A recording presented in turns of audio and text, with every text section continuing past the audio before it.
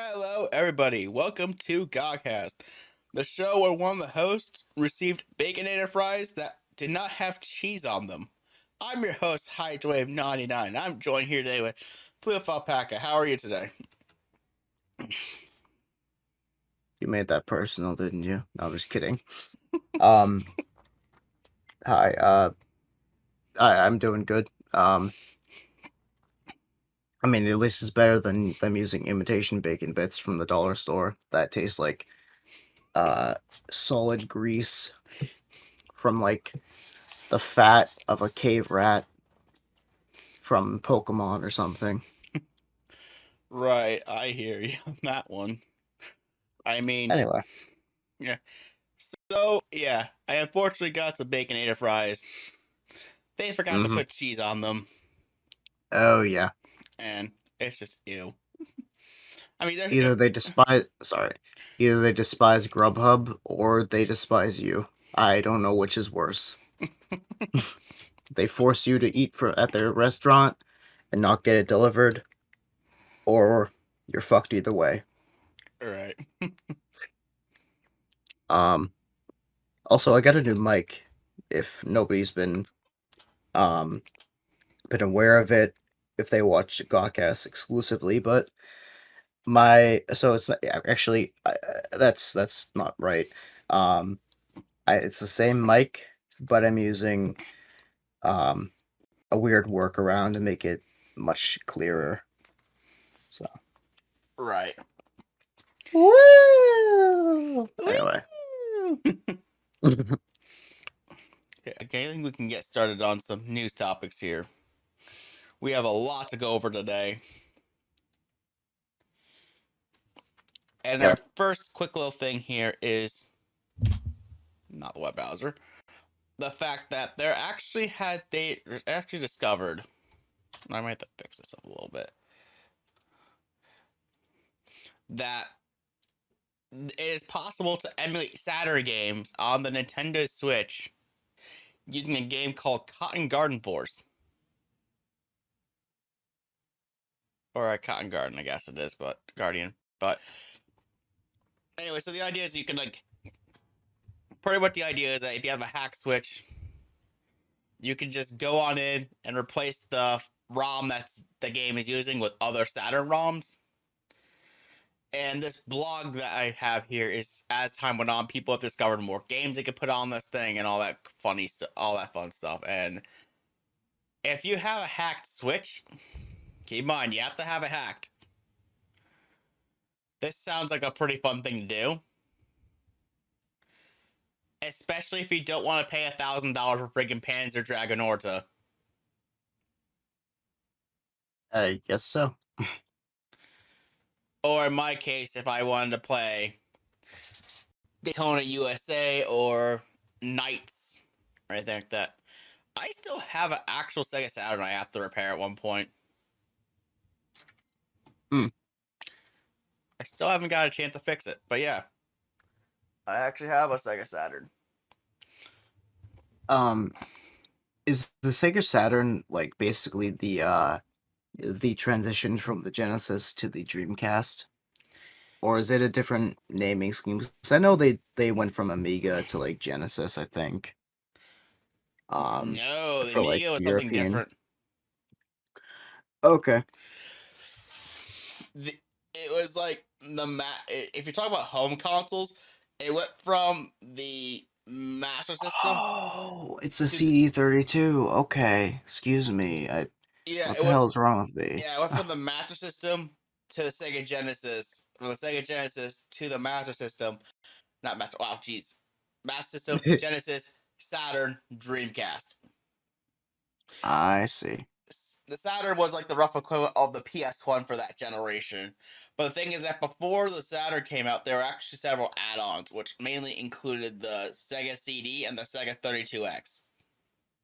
Okay. The Saturn was supposed to be Sega's next console, but at the time, then Sega of America wanted to continue the Genesis success with the Okay. 32X. So it actually caused a little clash between Japan and America. America wanted to do the Genesis. Japan wanted to do the Saturn. I see, and that makes sense with the with the Famicom being it was there was like the disc add-on, um the and like how uh America never really had a Famicom or an NES with any sort of disc add-on. Mm-hmm. And this was much. I see. Okay. And with this, yeah, they try to cash in on the extra bits, I guess, or something. Yeah, The bit wars, I guess, right? yeah. It's funny though that if you think about it, the Saturn sold more in Japan than it did in America, so that's why a lot of times if you're trying to find North American copies of Sega Saturn games, they are much more expensive than they are in Japan. Okay. And obviously Sega Saturn is region locked, so you have to get like a Game Shark or something to make sure that it can play Japanese games. I see.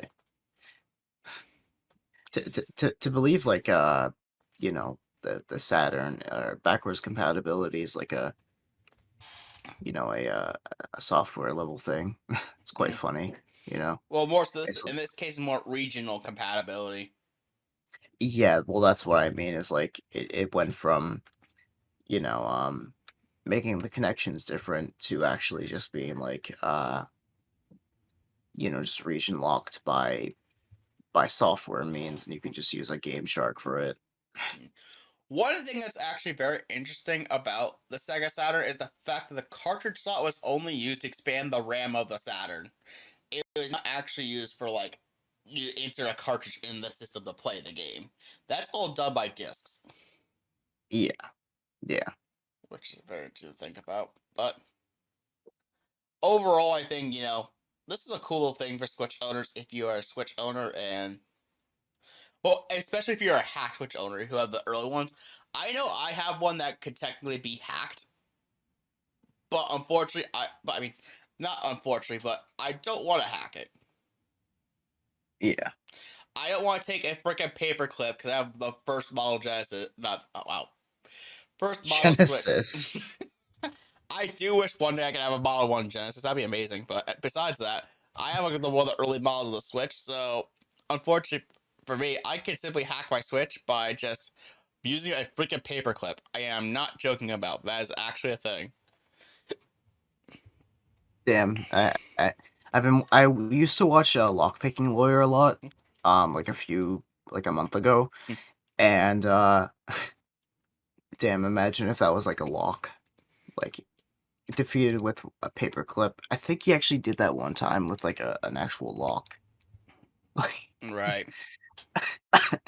and you can do the same thing with your handheld console. Yeah. Imagine if the DS had that vulnerability or 3DS. Holy crap!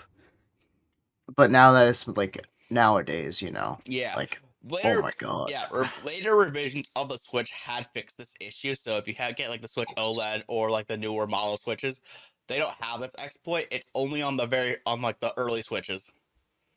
Oh yeah, of course. Um, excuse me. Yeah. All right. Um, but yeah, oh my god, like um, I would love to just be able to do that with any old like thing, just like paperclip. And then hey, I get to play DS games and Saturn games now, apparently. Or you can just get emulators for all sorts for the Switch. It's crazy. Yeah, Um, yeah, probably, yeah, there's a lot of probably. emulators and hacking stuff out there for for the Switch. It's pretty crazy. But Oh anyways, yeah. I would like to move on now to the Valve Deck Verified. So what they're doing now is for the Steam Deck, they're introducing a system of verifying games that will be compatible for the Steam Deck. Why'd they call it Valve Deck? The Steam Deck, I don't know. Don't ask me. It's a weird name. But anyways, I just said Well, Valve Deck by accident. I've been slipping up all over today, so please, I'm sure someone's going to come. Okay. Someone's probably going to compile every single mishap I said today if this keeps up. But you can see here, there's like 4 different categories that you'll see on the Steam Deck for games: verified, playable, unsupported, and unknown. All right. So for Alpaca, if you're using the link I provided, since it's on a YouTube video, fast forward to about like 43 seconds, and I'll explain each thing to you. And pause it at 43. Yeah. All right. I assume there'll be a chart, right? It's like a little graphic. You'll see what I mean. It has all 4 icons at the same time at that time frame. Okay. Yeah, cause like hold on 1 second. Yeah, if you 43. That's where I'm at. But it lasts until 44 seconds. Fine. But you can see here that playable. You see the check mark? That is verified. This means that out of the box, this game will work with the Steam Deck. You don't have to do much compatibility. It just works. Straight and simple. Playable game, which had the yellow exclamation mark, which if you swap the letter around and change some colors a little bit, looks like our demonetized symbol. That button, that little icon, means that you'll have to tweak the game a little bit to make it work. It won't work right out of the box. Now, if you scroll through the video, you'll see it shows like certain games, like which ones are playable, which ones are verified, all of this stuff. Team Fortress 2 is actually in this playable category. It's not verified, it's just playable. Okay. Unsupported, these are games that will never work with the system. And the biggest thing for this is that virtual reality games will not work on this. Okay. I don't care how many times you have to buy the Steam version of Beat Saber, it will not work. Even if you try plugging in a freaking Valve Index. They should make a Steam Deck Pro that is VR supported, though. That would be actually kind of funny. Yeah, just imagine having it in a dock. Like, because they have docks for this thing, so it's like the Switch and the fact that you can dock it. Yeah. Having it the dock be powerful enough that it has like a bonus GPU on it, and then you could like use it for virtual reality. That would be pretty interesting, though. I would like a weird like adapter that you could open up the Steam Deck and make the M.2 drive like compatible with like a GPU, and like you could open it up without it like murdering you. Right. I want a version where I can just plug in a VR headset and just look at waifus. Just kidding. I would love it. And then the last category is unknown. These are games that we have no idea if they work or not. It's just trial and error. But if you go through the video, especially if you just scroll through the video, they'll show like the store page for. I'm at timestamp 11. Yeah. 11. You can see like a page of what I'm talking about here. Like you can see like Half-Life Alyx is not supported. Hades, Death Stranding, and Ghost Runner are supported. Okay. That noise, if you did hear it, that was just me muting the mic. If I had a thing in my throat, I need to out. That's fine. If you did hear that, okay. And for the audience. That's fine. But yeah, and I'm going to just scroll through the video so you can find another spot. Releases updates CSGO, or the Dex Rainbow Six. Mute. But yeah, you can see over here that like, as you keep going the video, you'll see like certain games, like which ones are unknown, which ones work, which ones don't. I'm sure we understand. But yeah, I figured this was a useful thing to have for this thing. But because everyone's going to expect all their Steam games to work on this device, and to know like, hey, these ones may work, these ones will definitely work, and which ones won't work is gonna be a huge help for those who are actually gonna get their hands on a Steam Deck. And it says with Team Fortress 2, also, it being a it being playable Mm-hmm. doesn't always mean that it's the graphics being too complex, or what would it be, like it wouldn't run because of how, you know uh because of some sort of system limitation when it comes to the performance. It could also be the system not having some things, like with a mouse and a keyboard. It says here with TF2, some functionality is not accessible using the default controller configuration, requiring use of the touchscreen or a virtual keyboard. This product has missing or inaccurate controller glyphs. It could literally just be the fucking buttons don't show Xbox or controllers, or Valve's button names, or um it could just be you have to use the touchscreen instead of your mouse. Um like you know how you can on a controller you can scroll down through the menu, the main menu. Maybe this game I haven't played TF2 personally, but if I can't go through the menu, I mean, I can use a touchscreen. It's as simple as that. And I can't use, if you can't use WASD or the D-pad or your left analog stick or whatever. Hey, I mean, it, it could just be something as simple as that, not just it not being able to run because of the graphical fidelity of, or the lackluster coding, or what was it called, optimization. It can literally just be something like that. Like, you can't select the menu, you have to touch the menu now. So yeah. Yeah, overall, I think this is just nice to have for the Steam Deck. Like I said, it just makes it more accessible and more knowledgeable about what games will definitely work, which ones won't. And it looks, as I'm scrolling through the video in frame by frame, there is, an icon that says Steam Deck compatibility, and it'll have either four of these icons, and you can learn more and see, like, why it may be only playable and not verified, even as an official game published by Valve and developed by Valve, like TF2.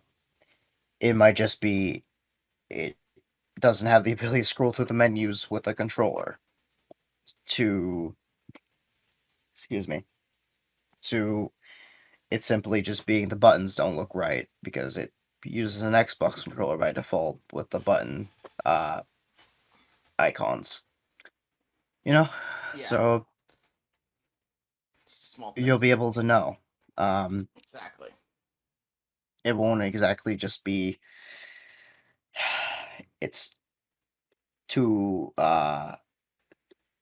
unoptimized, or too poorly optimized, or too um the requirements are too stiff, something like that. Right. It could always be that.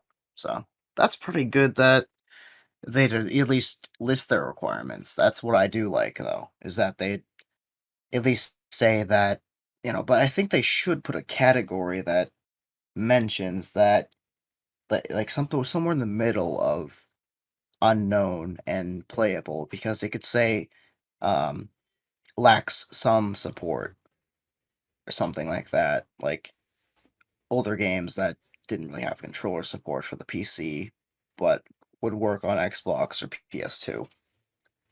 Stuff Right. like that.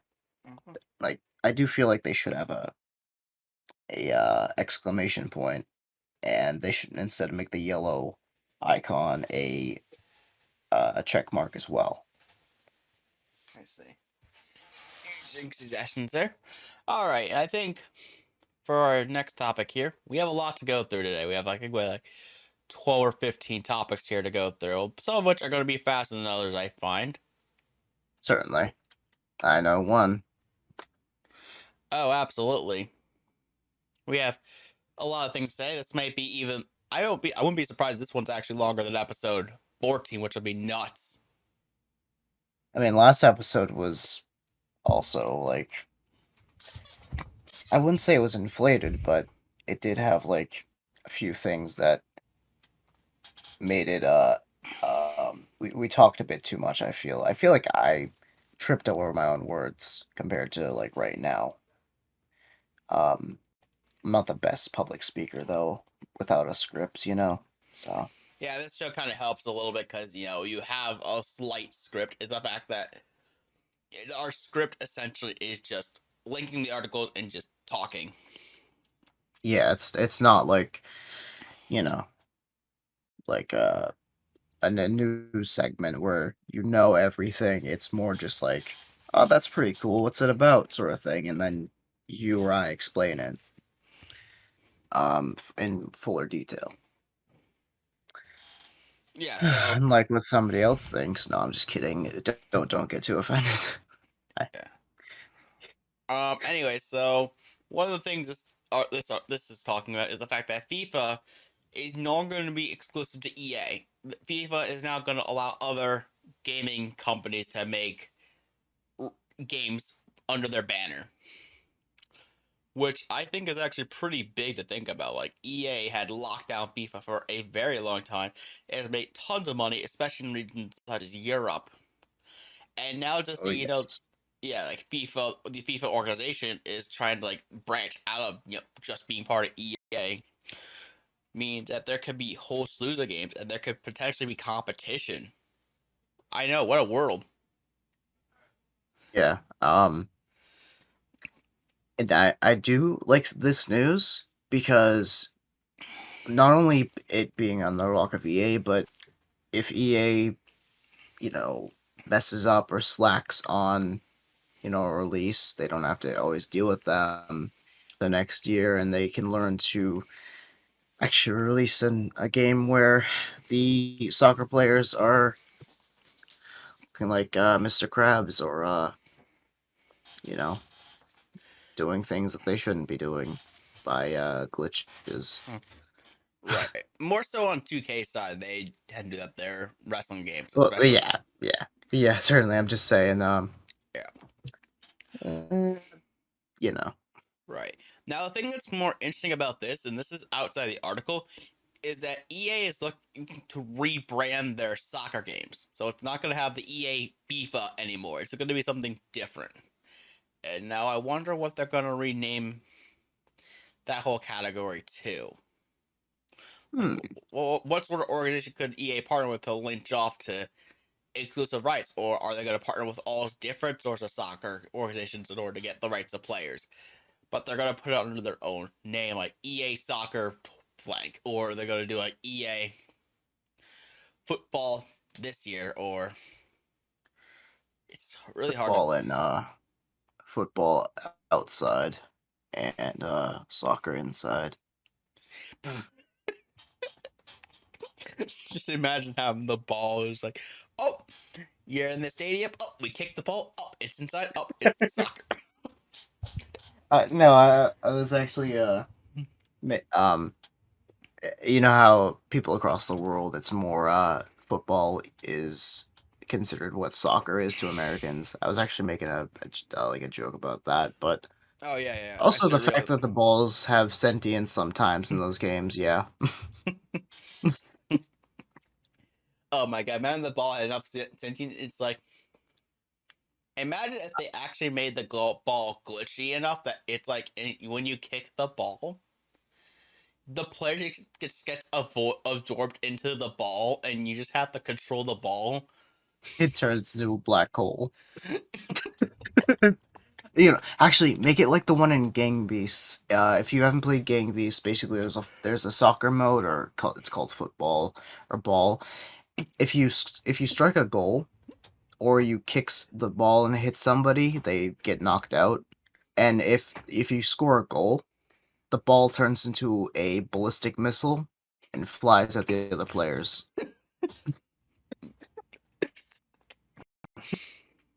So yeah, There's we that. could do that. That works too. Yeah, you could do that. Or I know a better game that's like soccer.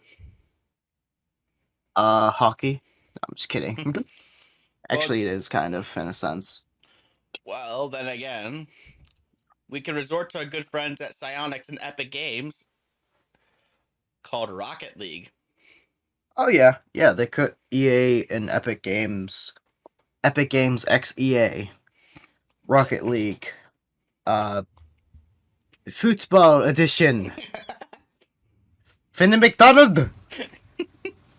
Anyway, I don't know what the fuck I'm doing here. With that one anyway. Right. Also this mac and cheese is cold. I've been having mac and cheese. I'm sorry. I don't know why I'm telling you this.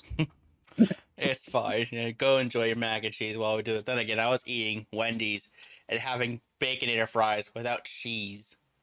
I don't know what crime that Oh is. my god, yeah. That is a crime. Also, them not grinding up the fucking bacon. Like, I told you, and I'm gonna tell the audience too. At this point, if they're just gonna give you full slices of bacon with no cheese, just fucking go to the dollar store or like Dollar Tree and grab imitation bacon bits. That is the closest thing that they could. That's how much effort they should put in if they're just gonna fucking not give you cheese or make your bacon uncrumbled. Like, oh, like I said, I don't know if they hate Grubhub, if Wendy's hates Grubhub, and I mean no offense to them, but that is such a strange thing to forget. The frickin' cheese! Like... Right. Seriously. Alright. Our next topic here is a fun. Alright. We're going to talk about spectators. Oh, yes, this one. This one is an unpopular opinion from me, because it's another, yeah, it's another poor shaming effort, in my opinion. Sorry. No, it's fine. Alright. So this is a fun little thing. So if you go on the article here, you scroll down. You'll see eventually there should be an image of like the patent. Oh, yes, I see. And you can see the idea is that what they're gonna do is that when you're watching a game, there's gonna be a menu on the right hand side. There'll be options in which you can like remove the player from the entire game. You can warn the player to improve. You can provide custom messages, which I feel like is going to be people going ASIC and just putting penis messages throughout the entire thing. I think I have like a notepad that has like Felix from RE0, and it's just an ASIC. I think I called it Mau Mau Ferris. I Give me mean, 1 second. yeah, that's gotta be your favorite. You would definitely spam that. Yeah, definitely spam it. You know, make everyone question their orientations. Just kidding. I don't know. Yeah, more so the guys. Yeah, pretty much. Wow, this looks fucking weird. It looks all stretched out and shit, but here it is. Give me 1 second. Display capture. Bloop. Alright, bloop. Alright, and bloop. Look at those fucking eyeballs. Anyway, let me change the font, actually. Like, Comic Sans.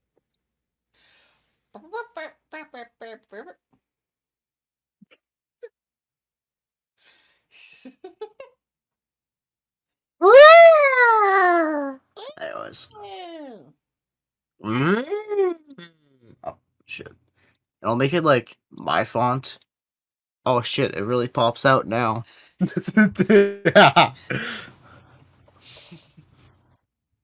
It It still looks like it actually looks like a Vulpix or something. Actually, now I think about it, it looks like a Pokemon of some sort with like a spiky tail. It's so bleak. Oh, We, nah, everything is fucked. Anyways, I think we kind of created like some sort of mix of like Rouge the Rabbit and then who's that uh, lady from what, Who Framed what did you? Who Framed Roger Rabbit? Let's do it in the GAHCast font. Give me 1 second. Mal Ferris. I'm We have, sorry. yeah, sorry. I know that when we did that other font too, it looked more like a mix like Rouge Rabbit and then that lady from Who Framed Roger Rabbit. Oh, wait, Jessica Rabbit. There you go. Okay. Thought you were talking about Lola Bunny pre sequel. Oh God! Don't get us started on that controversy. That was amazing. That's- oh my god, people got offended over a child idol or a childhood idol. Right. But looking back at the article that was present here, we have, the PlayStation patent. And the thing that makes it interesting is that people can actually spend money, in game currency, or cryptocurrency to remove players from game. Yeah, This is the big see one. that's a really big one. I can only assume this can be used like I believe they left it ambiguous, right? As if it was, real money or is that what it said? It said, be it their real money, in game currency, or cryptocurrency. So yeah, you Oh, be it.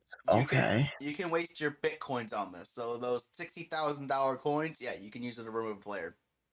Holy shit, that is foul. That is terrible. You'd be able to like spend 1 Bitcoin and like get the champion removed from the game because you could rig it through money, I swear. Now, That's the only problem with this. Holy shit. now the It's funny thing. insane. Now the funny thing is, it says here a player would only be removed if voting reaches above a certain threshold, a suggested 60%. There would also be a weighting Okay. system with more skilled spectator having greater impact on the vote. That skill would level be determined by the spectator's game level, statistics, or accomplishments in the game. So technically, someone with 1 Bitcoin who actually knows how to play the game is going to have more impact on the vote than someone who had 1 Bitcoin and has not played the game. I see. Okay. Never mind then. But Because I remember. it can still be exploited though, for sure. Absolutely. Someone. Yeah, because. Sorry. Keep So, on going. yeah. Kind of a feeling that some person will probably spam in the chat, remove this player, remove this player, remove this player. And some people are just going to go bandwagoning on that shit. And they're going to spend their, like, Yeah. $20 or $500 or, like,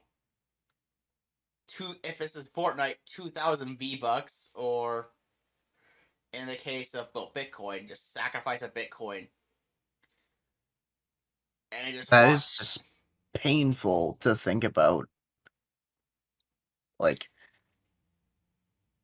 you could be basically cold by people hiring like paid ban paid it's like a paid ban. Like you got paid to ban this person permanently. Like or something from the match. That's funny. Yeah. And what else that makes this interesting too is the fact that this is coming off the fact that Sony acquired Evo, which is like the biggest fighting championship. Oh yeah, they could very well implement that immediately, you know. Oh yeah, And imagine just be like if say if like next July, like in person events, like COVID's over and all that shit happens, and Evo is back to being an in person event.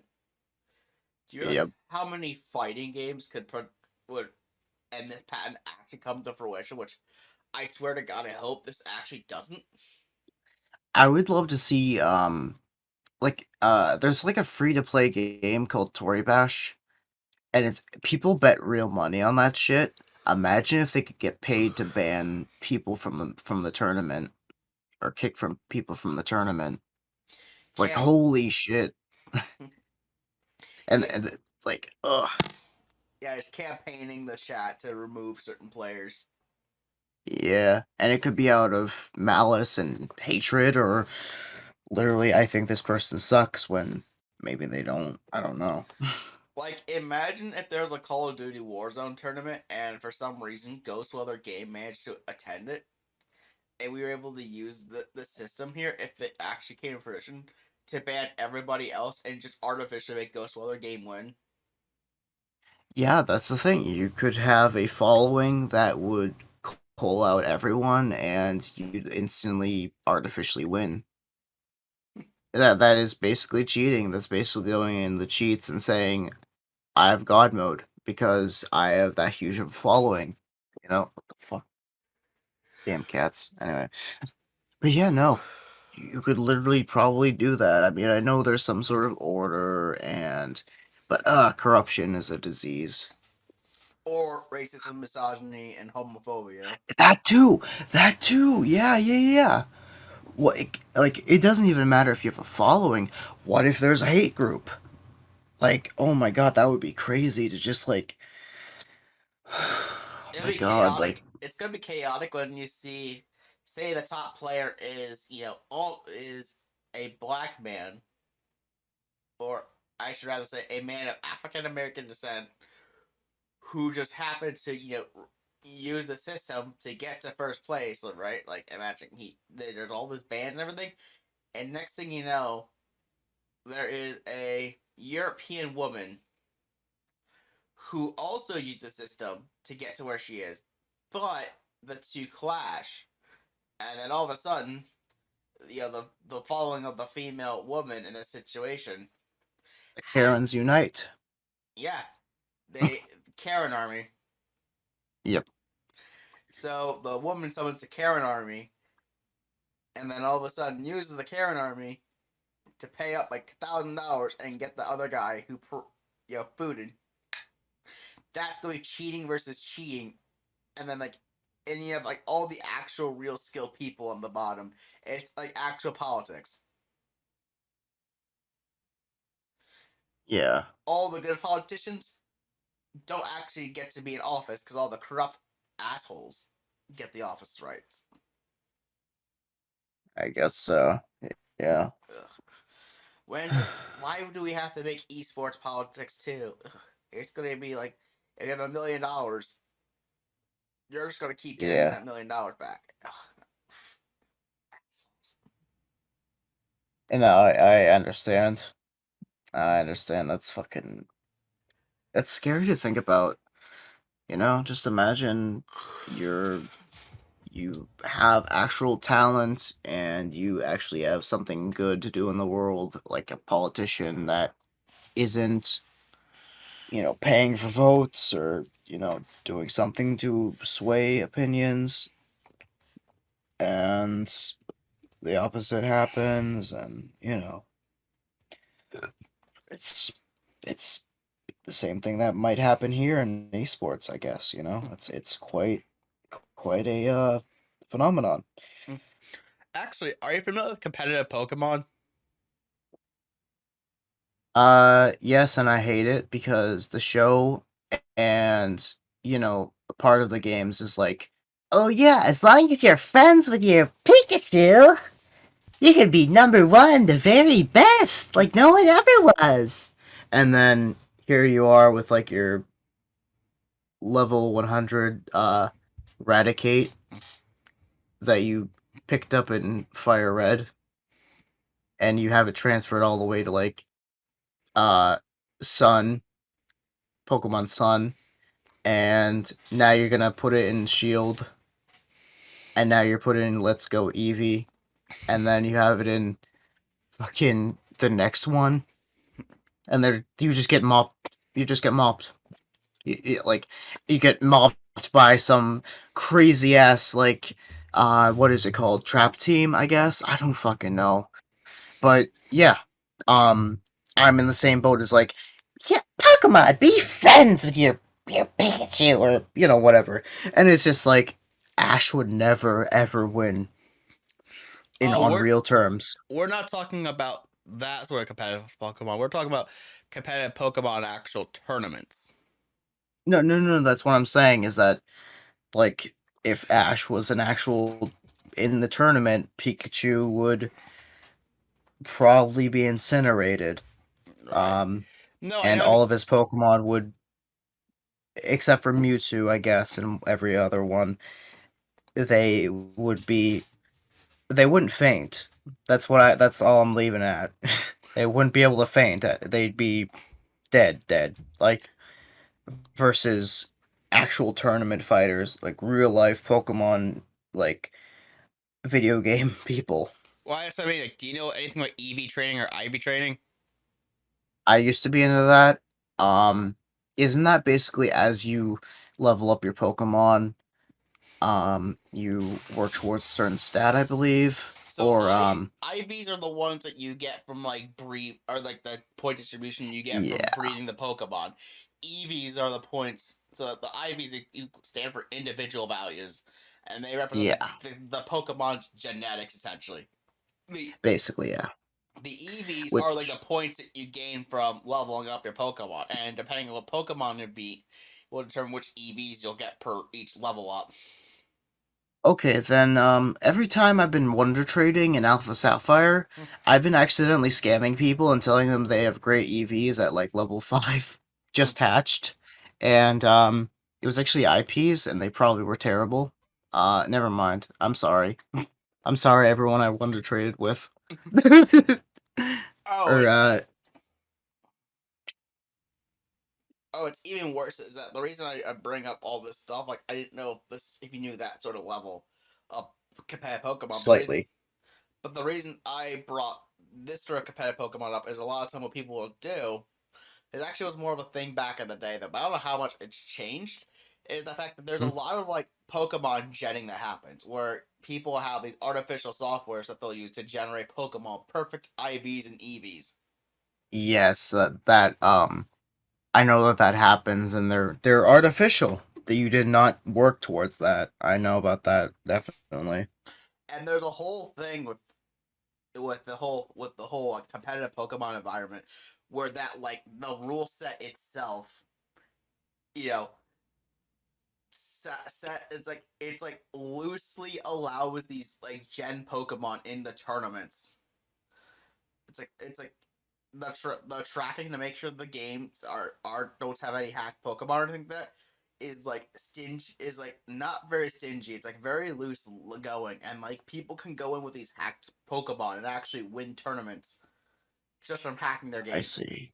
So it actually, in some way, actually, unfortunately, it makes so hey, if you win through cheating means, you actually get rewarded for cheating in a way. Yeah, competitive Pokemon. It's like it saves you a lot of time from doing the same exact things in the same. Yeah. I see that's the only what is it? I'd say that's the only devil's advocate I see is that you don't waste your time breeding Pokemon to the point of like, you know, cock injury. So sorry. No, Um but that's all I'm saying. yeah, it kind of sucks to see all these like gen Pokemon be a thing, especially because they're doing like, some of the 3DS games, especially since that system was fairly easily hacked, and especially like if you have from the first gen switches, could also be easily hacked, and you can have the software imbued into the game that can generate all these Pokemon. And then when you try to get these said hacked Pokemon into your Switch and you try to use them online, you get banned without knowing that you use a hacked Pokemon. Yeah. And you're like, really?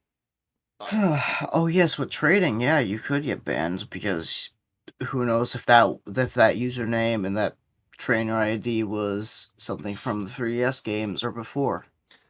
who You'd never knows if know. yeah, and who knows if that Versus somebody who actually has that ID and name, I was gonna and that's say a deleted save file or and something. yeah, and who knows if if the name on that, 3DS or whatever, or Switch or whatever is Skinny P69, we could. Yeah. Yeah. Who knows? Yeah, Skinny P69 probably got banned like 10,000 times because he tried to use his name on the stupid Pokemon thing. Oh yeah. But going back to, Sony and their patent here again. I mean, it just our tangent into Pokemon kind of ties in with this whole system. You could technically use the system to cheat off, potential winners, like you can with using a hacked Pokemon in freaking Pokemon. Yeah. Or any game that allows you to manipulate the environment to be able to, win. Oh yeah, of course. And all right, Sorry, so no, it's fine. See some static coming from the table itself or something. That's fine. Anyways, I'm sorry. It's up. So our next topic now is the fact there's an Xbox live stream that's going to happen. All right. And this live stream is celebrating the 20 years of Xbox. Whoopee. Sorry. It's fine. Sorry. I appreciate Xbox for what they've been doing. Yeah. Xbox. But, yeah, so this 20 years of Xbox is pretty much this. While they won't be, revealing like any new games throughout this celebration, they are going to look back at the entire history of Xbox and just kind of see like how the brand evolved. I see. And now we can kind of take the time here to kind of, show our appreciation for this brand and what it means to, each of like the two of us. Like, I remembered Xbox, like when I got my Xbox 360, when I got the Xbox 360 back in the day. I think my brother actually got it for his birthday. We had it, believe it or not. I think we gifted it originally, and then we shoved the actual thing in the oven. Not cook it, but we actually like put the box in the oven. It's like a Why? As a joke. Wait, does this relate to putting Nerf magazines in the oven? Not the same, because we didn't actually cook the Xbox. My parents actually knew it was in there, which was brilliant. Oh, thank God. This is a nice CD add-on for the new for our new stove. Yeah, they actually knew that the thing was in the oven. It was all part of the elaborate, birthday present. They're like, "Oh yeah, sure. Oh yeah, my brother. Go in the oven and see what your birthday present is." And it was one of the original Xbox 360s, which unfortunately we witnessed the red ring of death at the time.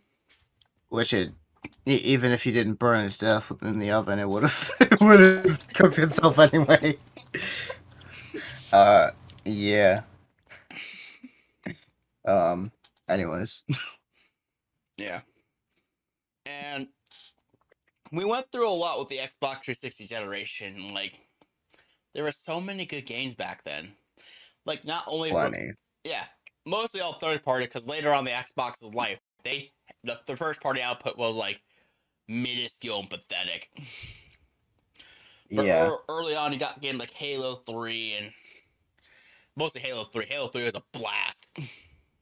I remember with the 360, that was the main console. That was the console to get. If you wanted a PlayStation 3, good for you, but 360 is where it's at, even though you had to pay for it online. Yeah.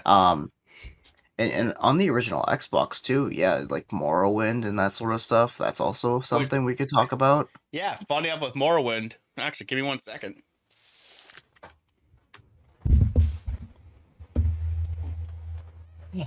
But yeah.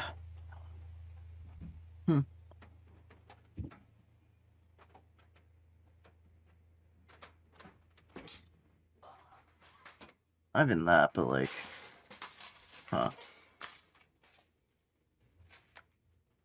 And Xbox Live, like online, was like a lot of, like, yeah. That's also a thing. Yeah, I have the actual disc.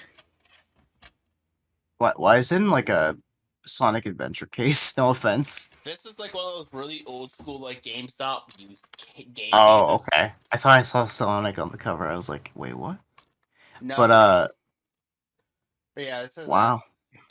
and believe it or not, with the Xbox One and the Xbox Series X, you can actually put this disc in that console.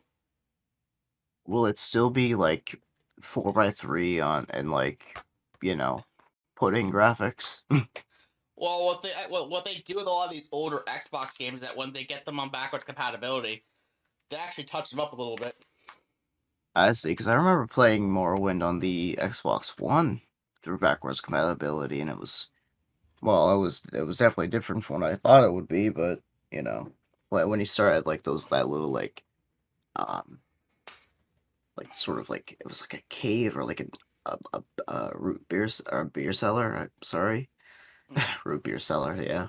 Anyways, um, but yeah, nah, I remember it looking fine, I guess, but not really like as touched up like as I thought it would be. Yeah, It was in 4x3. Morrowind was. It definitely shows its age a little bit more than the other Elder Scrolls games by a long shot. You But picked a lock. It broke. You picked a lock. It broke. You picked a lock. It broke. You picked a lock. It broke. you shoved the penis in the lock. It broke.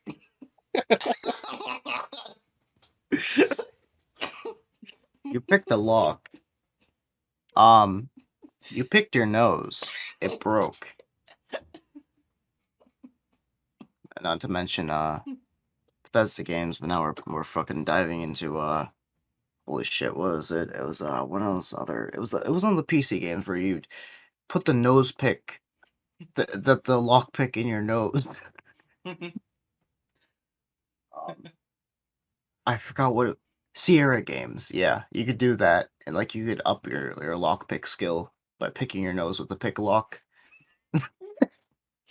Anyways, that's stupid. Anyways, yeah. you picked the lock. No. All right. Yeah, Morrowind was interesting though because this was actually Bethesda's first console game.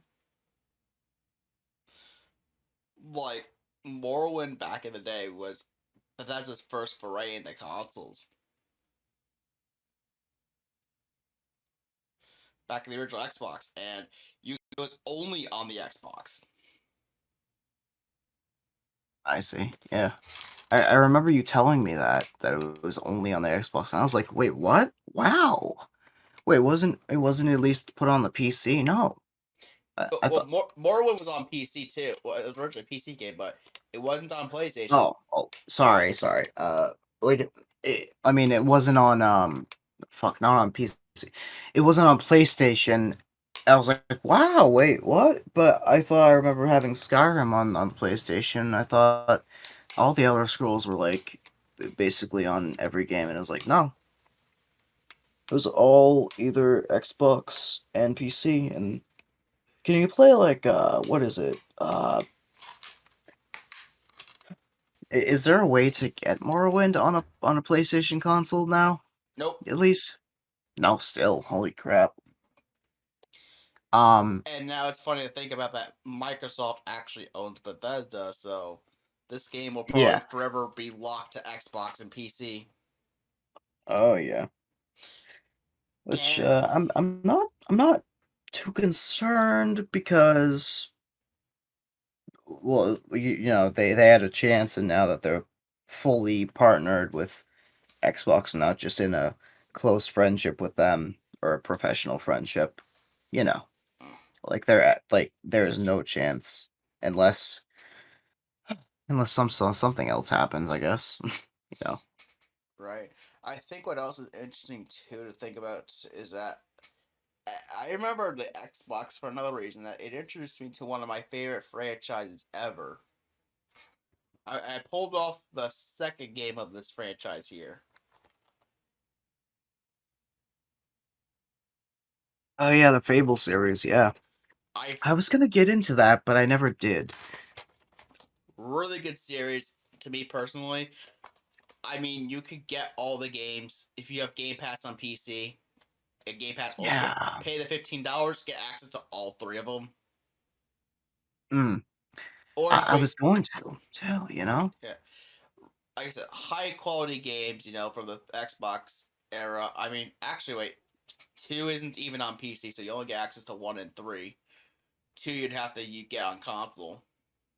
Yeah, I was thinking doing that, like, didn't you say there wasn't, like, a sort of, workaround to get on PC through Xbox, Now or something, or, like, some sort of, like, streaming? Oh, that's right, Game Pass Ultimate. Yeah, you would have to pay the $15 a month, and then you get access I to that see. version via streaming. But if you don't want to stream, I would just recommend just getting it. Just get your Xbox One out and just download the game through Game Pass. Yeah, I see. Alright, well, Yeah, it's hmm. well worth your time. I mean, I have my limited edition of Fable 3 over there too. I'm staring at while I'm looking at this, but yeah. Xbox has brought many other great games too. I know a lot of people have liked Lost Odyssey too, from Lost Odyssey from the original Xbox 360. Wow, this original Xbox 360 that doesn't make sense at all, but yeah, from the Xbox 360. Yeah, for Xbox 360 for me, like, I never was, like, super with the Xbox, the original one. I mean, but I did have one eventually a little early on in my life, and it was like cruddy. And then, like when I was like a teenager, I got a one where the laser was broken, and I couldn't even play any games. I got it for like a few bucks, and they were like, "Ah, it might work." Didn't. Um. Thank you, Clarice. Anyways. Wait, you had an Xbox One with a broken No. laser? I had an original Xbox that With had a broken broken laser. laser. Yeah, I couldn't read the CDs for jack shit. Not even, none of the CDs were broken. They worked on, the Xbox One for the backwards compatible ones. Um, there was that, and I have a unicorn plushie, and the kittens are like trying to eat the horn. Anyway, yeah.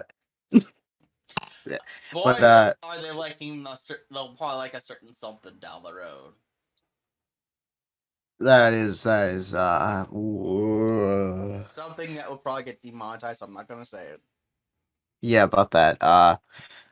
Cue This the black and white cat picture. Anyways, that's right. I think I already said penis a couple times in the show anyway, so this show's already gotten demonetized. Anyway, we tried. yeah, cue the black and white image of a cat kissing or a lady kissing a cat's paw that looks very suggestive and not like a cat's paw, and it looked very to the far left. What the paw is attached to. Anyways, so but as for the 360, one of my brothers they got the 360 before, and when it was like, overheating really much at Red Ring of Death, they were trying to prevent that by putting a towel on top of it and turning it off. Um, and there was that. They were using a lot of Forge mods on Halo 3, I believe. Or at least the ones where you could place crates Oh, whenever you could. Forge was amazing. Oh my god, I love messing around with Forge. Yeah, they would make custom like versions of like the maps, and like the ones that were floating in the sky or something, and like if you like fell off, it would be like suicide, and like you know uh friendly fire or something like that. I forgot what it said, but there was like things like that, and there was that World at War, and a few other games like Left 4 Dead and stuff where oh, there's also another there was another one where it was this like spy robot sort of thing where you turn into a skeleton if you died, and it was multiplayer. and you'd be like a transparent skeleton if you died, and you'd have to hunt the humans or something. I forgot what it was, and then there was plenty of other games that are really faded memories, but oh my god, they were not tragic or terrible or sad. I'd knock on his door and say, "Can I watch you play video games?" And he'd be hanging out with his other friends and stuff. Um, and eventually, I got the Xbox One for Christmas of 2016, I believe, or 2016. And, I was happy about it. I got all set up, and that's when, but before that, we were playing on a Nintendo console, the Wii U. And the Xbox One brought a lot of stuff with it. I have the Xbox app on um, my PC, and Xbox One is still kicking and all that, and that's why I told you I played Morrowind for the first time, and he picked the lock. Anyways, and just like it was quite an experience, having a console like that, and going to PC now. Do I really miss Xbox that much? No, because Microsoft owns Windows, and I can always go back to the Xbox One if I wanted to. Um, and that the 360 was like the golden child of Xbox. Um, and now it's PlayStation that's got a lot more exclusivity or like favoritism and I guess all those years of Xbox having more exclusives really backfired when Sony became the console war winner of this generation. Um, but you know, um, Yeah, I know that. Like, I remember, like I said, the later half of the Xbox 360 generation was really when Microsoft's exclusive palette really came to came to a lull. Like that was when you really started to get their formula. Halo Gears Forza, Halo Gears Forza, Halo Gears Forza. Like that's when that became really a thing was around the later part of that generation. yeah, yeah, certainly. And that was when a lot of franchises like Fable kind of started to go to the backside, and Project Gotham also went to the backside. You think Banjo Kazooie would have lasted, but that really went to the backside. Like a lot of Rare's IPs went to the backside. Well, as I told you, Banjo did not look the same. Yeah, for sure. Smoking meth all those fucking years, he's been gone. It really did a number on his facial features. Yeah, not only did Microsoft at that time lose a lot of exclusivities, but once the Xbox One came out, that was a whole freaking disaster in its own right when that first arrived on the scene. Didn't they pull a Sony and say it would cost like $600 or something? 500, and that was 500. that was because they were shoving down the Kinect. Yeah. Okay. Oh yeah, the Kinect was another thing. So with the Kinect, yeah, that was also quite interesting. I mean, I never really got to experience the Kinect, but I mean, I can kind of experience it now, but it's not the same. I could try the new SkyTech thing or whatever they're using for to repurpose it, like the one we talked about last week. Um, but um Connect, the other gimmicky sort of stuff. You know what? Kinect was funny. I actually had the Xbox 360 one of those, and I had Sonic Free Riders on it, and I had this boxing game that was actually pretty decent for it. And that was the only two games I actually utilized for it. I know that Skyrim actually used the Kinect for you could yell at the dragon shouts. Oh, that's a way to use it. You could actually use the Kinect to perform dragon shouts because have the microphone in Nice. it. So that's one use. I never used Skyrim for that. Oh yeah, I know, but But it was something that was able to be done on the 360 version. um, Oh yeah, Xbox Arcade indie games. Think of Yes. PlayStation Store, but like the PS4 store and the PS5 store, but like you know, uh a lot more offensive, I guess. Yeah, Xbox Arcade was like the back before you could actually buy full games from the digital stores. It was just like a service you could go for like smaller scale games and stuff like that. Yeah. I Which remember, yeah. yeah, yeah. I mean, think of it more polished and more of a requirement than you know, PlayStation Store with their indie games. Like, I remember there was a YouTuber I was watching and he was talking about how the PlayStation had a few games like that were basically they tried to imitate what Grand Theft Auto was, but they like renamed it to Grand Drag Racing or something. And it was basically like you were in Saudi Arabia and the game would lag out as soon as you did anything other than not press start. Yeah, that's like saying like, as long as I don't shove a dildo up my ass, that game will do whatever it has to do. But anyways, I also remember that like I said, the Xbox One start with with a little bit of rough, but it really does seem like they're pulling their weight around ever since Phil Spencer came to the scene. Yeah. Ever since after Don Matrick left, Phil Spencer came in and he really just reshaped Xbox for the better. He's been acquiring. He's led the team to acquire more talent like Obsidian and Exile. They bought Ninja Theory, which that was a shock at the time. I remember when they first announced Ninja Theory. I'm like, the same people that made Hellblade. Like, holy crap! Oh yeah, certainly. And then There's they a lot of things to remember the Xbox brand for, you know.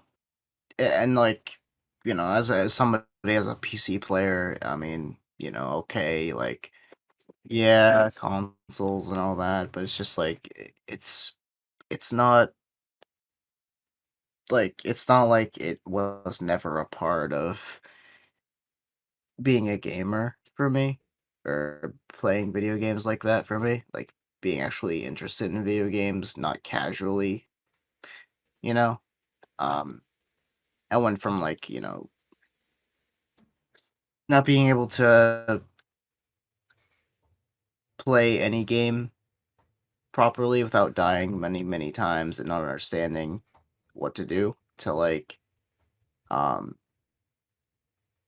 let's say being able to play a game properly and then eventually being a lot more people in that game better, you know? yeah. Um So you it went from definitely I was gonna say so you went from not knowing who Mr. Metallica is to knowing who Mr. Metallica is. shut it. Anyways, yes I did. Um I knew who the Mr. Hetfield son is. Mr. Hetfield son and Lars son. The difference between Lars son and Hetfield son and uh who's the bassist again? I'm sorry.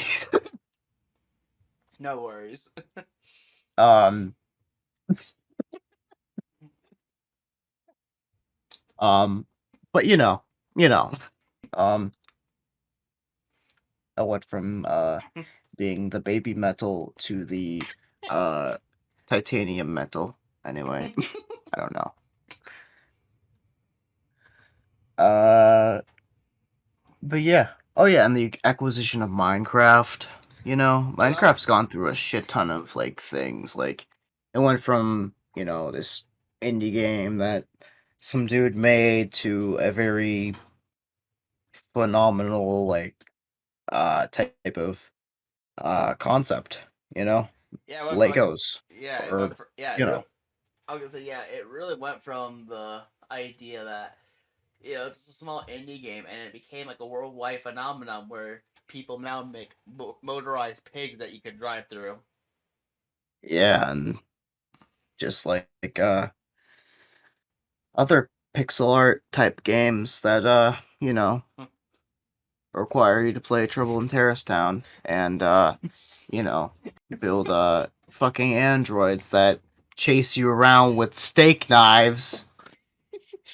Anyways, by the way, uh we're making shorts now, so link in the description.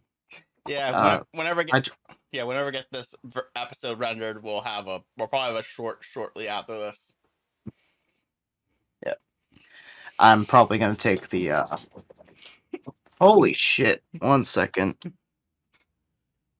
Move on. I'm just gonna check what the fuck that crashing noise was. Right. I mean, overall, like I said, this is really memorable. Xbox has been a pretty integral part of our gaming lives, and we can't thank Xbox for being around. Happy 20th anniversary, Xbox. I didn't even say it right. Happy 20th anniversary, Xbox. And thank you for all you've done for gaming.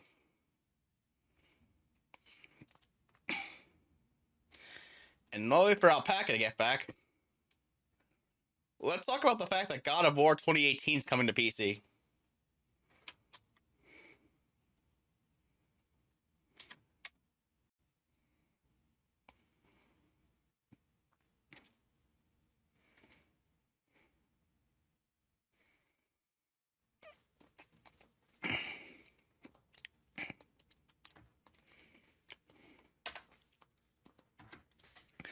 Now, this game in particular has been one of the most critically acclaimed PlayStation games of the last generation, and it's interesting to see that they are bringing this game over to PC after announcing games such as Horizon Zero Dawn, Days Gone, Uncharted 4, and several other games. I'm sure I'm just blanking on right now, but it's just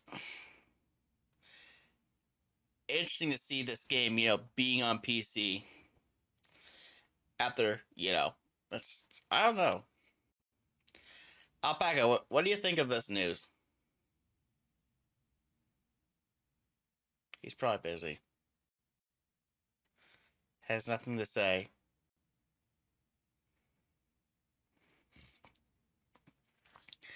He's probably just thinking of Felix from RE0 and wants to know how much he wants to bang her or him. I don't know.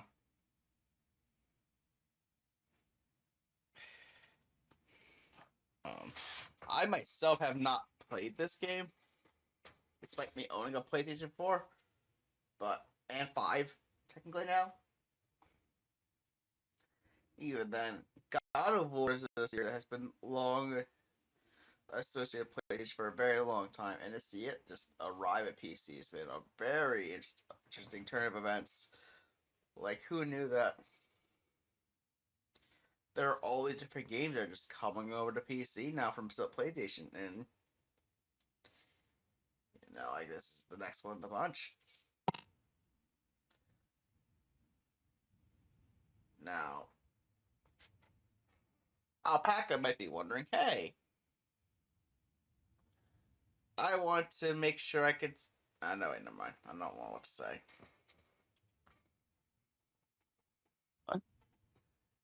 Nothing. We're just talking about how you wanted to bang Felix. Okay, anyways, what do you think of God of War coming to PC? Uh,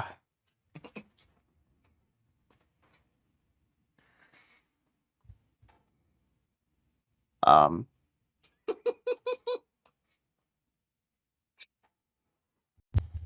so I, I come back from one of the Hasenbergs knocking something over, possibly trying to kill themselves with their own like stupidity. And you're telling me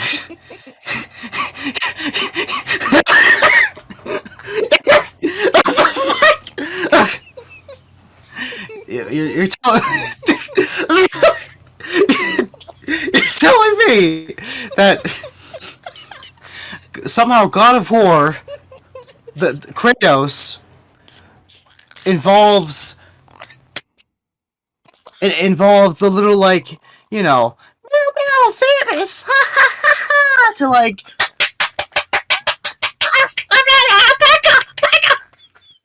and that somehow has to do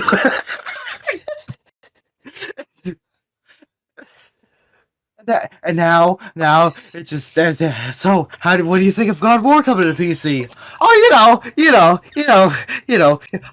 Alpaca! And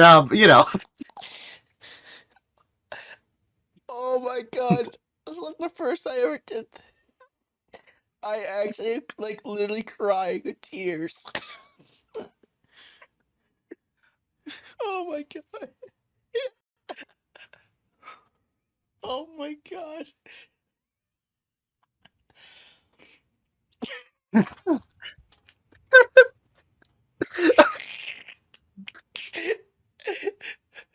know what? This episode will have 2 shorts. Because I want to know what the fuck you said behind my back, you motherfucker!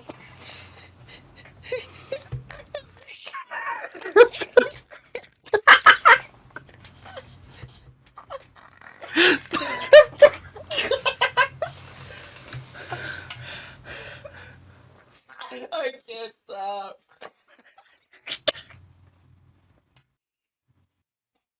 Alright. It's not funny.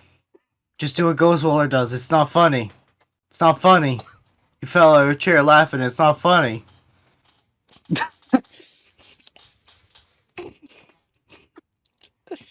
Sorry. But seriously, what do you think of God of War coming to PC? I think it's very good.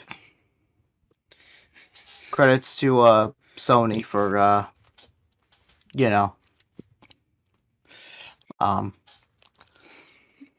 allowing this to happen, and here's hoping we get to see fat Thor, biblically accurate fat Thor from Endgame in full 8K on my 3090 Ti. That's all I can say. And hopefully I'll be able to hear the entirety of what you said while I was watching my cats crash and destroy my property. Like the Hashberg looking ass fucking cats. Oh, the Habsburg? Habsburg, whatever.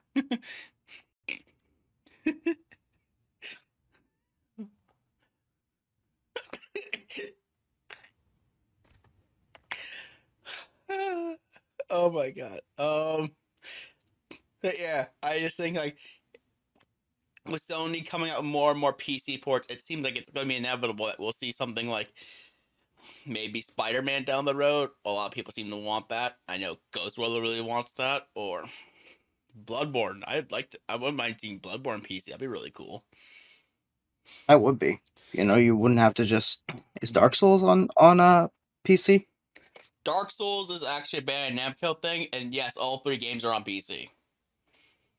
I see. So it would be basically you'd be seeing that game, but on like that game, but like on PC. It'd just be like another way to play. Like, stop giggling. It'd be another way to play. I can't think. It'll be another way to play Bloodborne. This time with keyboard and mouse. Just like Souls games. Right, and more than and locked frame rates. Oh yes, and the frame rate sort of stuff. Yeah, that's another thing. Um, I never and- cared about frame rates till I played Grand Theft Auto Online on the Xbox One. And then I quit as soon as I got killed by a Mark III oppressor flying through the sky.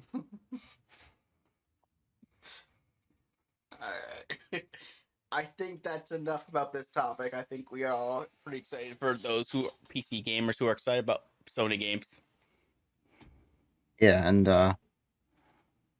Hydro being excited for talking behind my back, and then up.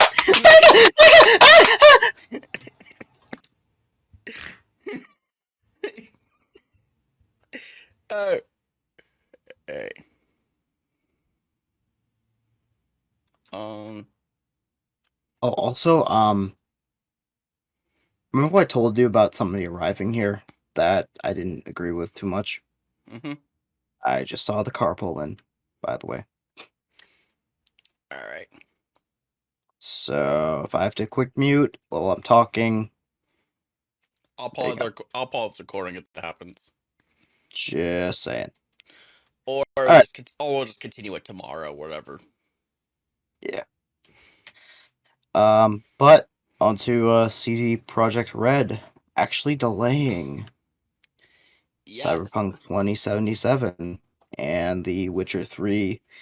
I'd say it's a port, but it's more of a remaster because it's a re-release, but it's remastered re-release. Yes. So the next gen versions of this game here in Witcher 3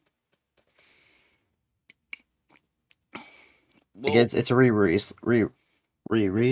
It'll be a re-release because it's released later. So, but it's a port. But my brain hurts. Hey, at least we'll be able to play it at 60. Or at least at 30 frames, anyway. if you're on Xbox One, Xbox Series X, and PS5, you can already play this game like 60 frames per second. Really? Yeah. Holy shit. I thought they still copped out and, capped it at 30 because they didn't want, your pecker showing through, your character's, jeans. Yeah, they didn't want Felix's. Shut the fuck up. Anyway, so the Cyberpunk 2077, their next gen patch, along with Witcher 3's, was supposed to arrive in late 2021, but instead they're going to arrive in 2022 in the second quarter. Hello? Yeah. Why'd you stop talking? So this game here is going to get its next gen patch in the second quarter of 2022 rather than this year. So yeah, they actually delayed it. Now it's funny I still remember this. It's funny to think that at one point in time, CD Projekt Red was hailed as like one of the greatest developers out there, and then Cyberpunk 2077 came out and changed everything.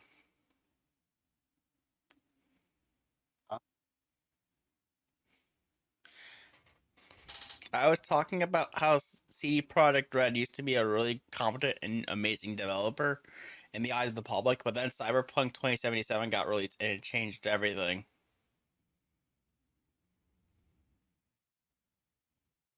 Water. Earth. Fire.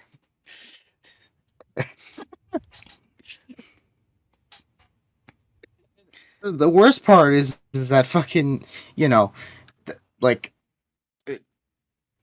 this game was delayed for a decade, and they couldn't unspaghettify it. Hmm. They just couldn't. I don't know. I mean, I'm sure if somebody else was in charge and Didn't get the chef the spaghetti. No, if they'd actually have, like, you know, not set such an ambitious thing, because, like, I remember people were waiting for it since last decade ago, and you know, I think I've known Ghostwire less than this game has been delayed. Now the funny Like, thing, seriously. I know the funny thing to think about too is that remember like reading before the game came out that developers wanted to delay it by another like 2 years, but the problem was is that it was the fact that the corporate heads wanted to release it at that time. So the corporate heads did not pay attention to the developers and just released the game in that state that it was at launch. It's just, I think after 10 years they would have had it down packed. It's like Duke Nukem Forever. That game It'll be forever delayed. I mean, Yeah, Duke Nukem Forever was delayed 10,000 times, and then it released. It was like the worst Duke Nukem game ever. Yeah, I mean, it just seems like they were trying to polish a turd, like, but they, at the very core of it, it was a turd, but they just kept on spraying it with gold and diamonds and everything, and you just like I don't know. They could have, just, they could have just made something else, I guess, or not made something else, but they could have just like retried, I guess. Like, I know it's been built from the ground up plenty of times, and they could not get it right, but as far as I understand, They kept getting ideas, and it kept building up. Like I know a lot of people are thinking that like being able to like use like the razor blades from like your hand to be able to like climb up walls and do like parkour stuff was going to be a thing in the game, but then that supposedly got removed. and they replaced it with another thing, which then they needed to remove to replace with another thing. Which then needed to be removed to show the dick of the CEO of CD Projekt Red. Just kidding. What, like a prosthetic Joe Jonas? Sorry. That's actually relevant because that we could actually we actually did talk about Joe Jonas's replica stuff. Yeah. I still wonder why the fuck you need a replica hand of a famous, just some random ass famous actor, just replica hand. Like, Back when anyways, we actually used to end the episode guarantee with a shit post. Fun times. back when we used to like hear like back when we used to hear my AC, my fan, and every single car that drove by, as well as some asshole in the kitchen screaming at like a bug in the ceiling. Back in the day, we used to be more perfectionist, and then all of a sudden allow audio glitches to ruin the entire series. Fun times.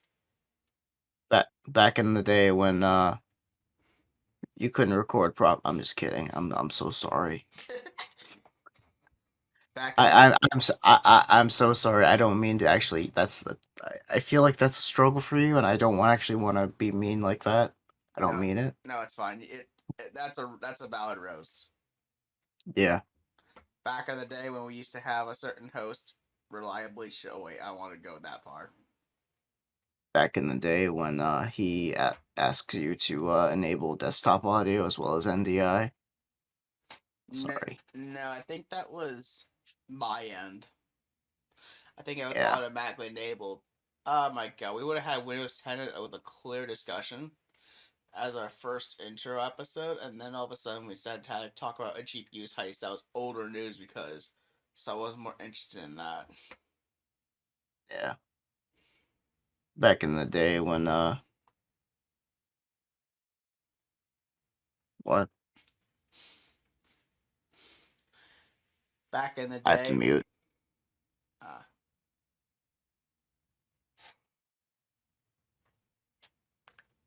Back in the day when we weren't roasting me about my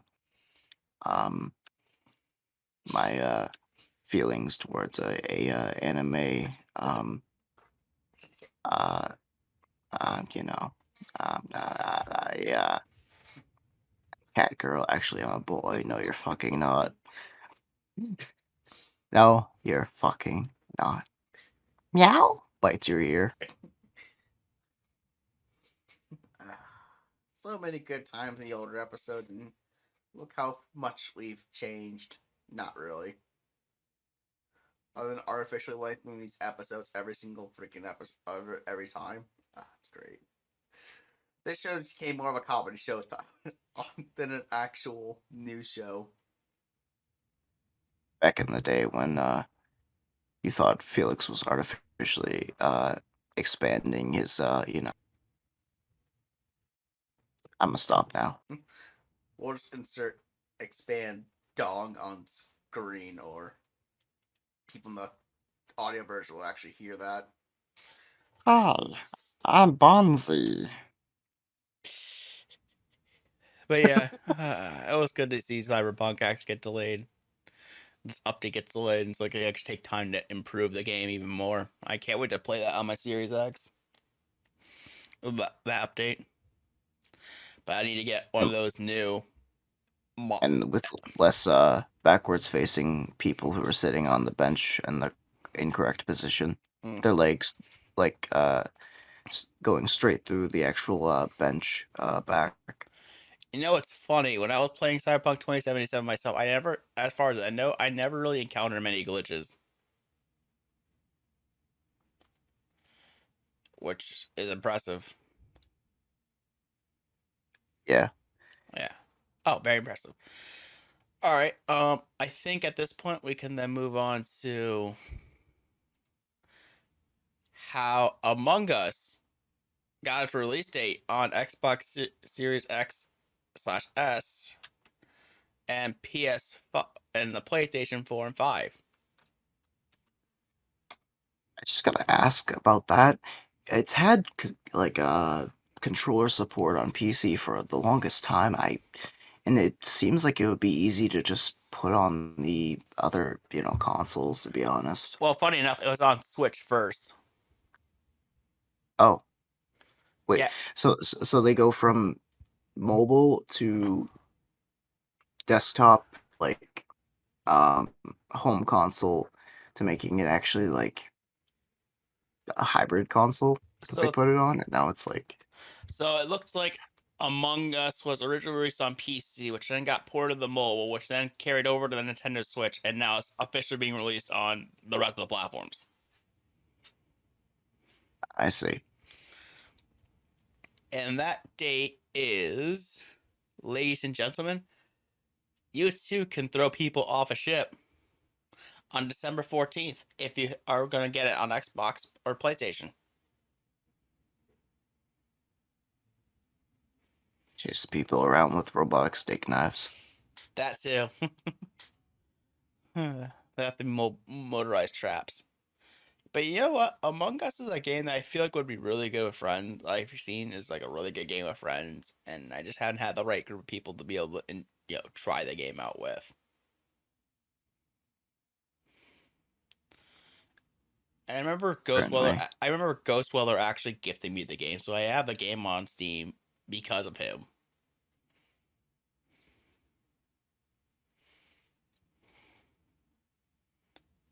But anyways, yeah, there is a $30 crewmate edition that comes with. They have some different editions here, like a $30 edition and a $50 edition, and then a $90 edition that's a super special edition. Yeah, I don't get that.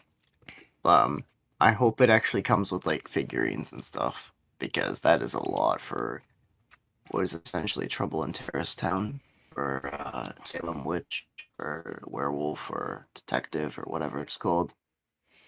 Yeah, so the $50 version actually does come with a purple crewmate plushie, enamel pin, and a lanyard. The $90 version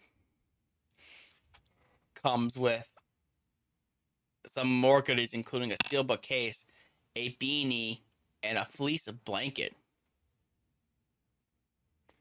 So Would it you'd be would it be inappropriate to display yellow guy twerking? That GIF. Sorry. go for it.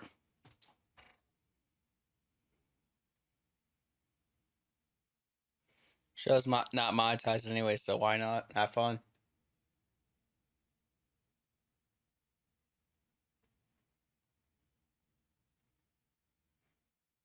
Um. So I didn't really see it, but I found this. I found this. Give me 1 second. What is this?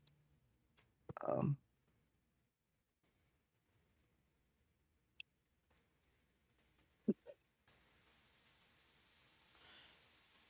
Oh my god. Wow. Get wrecked, scrub. Anyways, Imagine fucking playing this game and people tell you that if they were like they would beat you if you were their child. dude, that would make me want to make them the imposter. Yeah, certainly. Anyways, besides us now knowing the date for Among Us, let's talk about McCree's new name.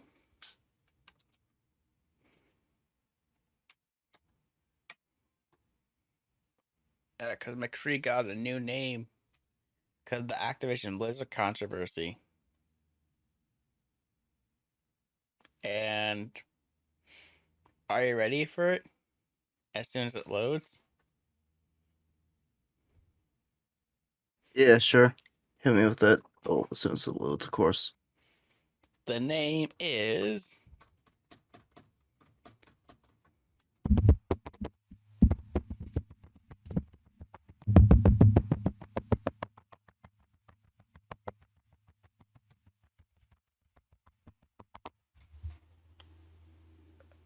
wrong status.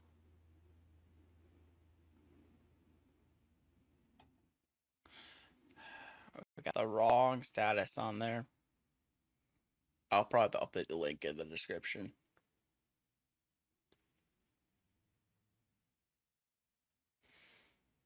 One second. When Twitter does not want to be an absolute. Here it is.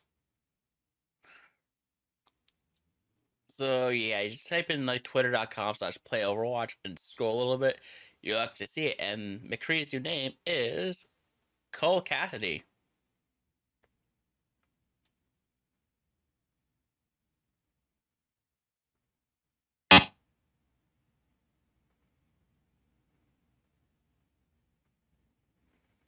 That's the new name, Cole Cassidy. So you're telling me after all this time it would be something boring like fucking Cole Cassidy? No offense, but like that. Okay, so I know the idea of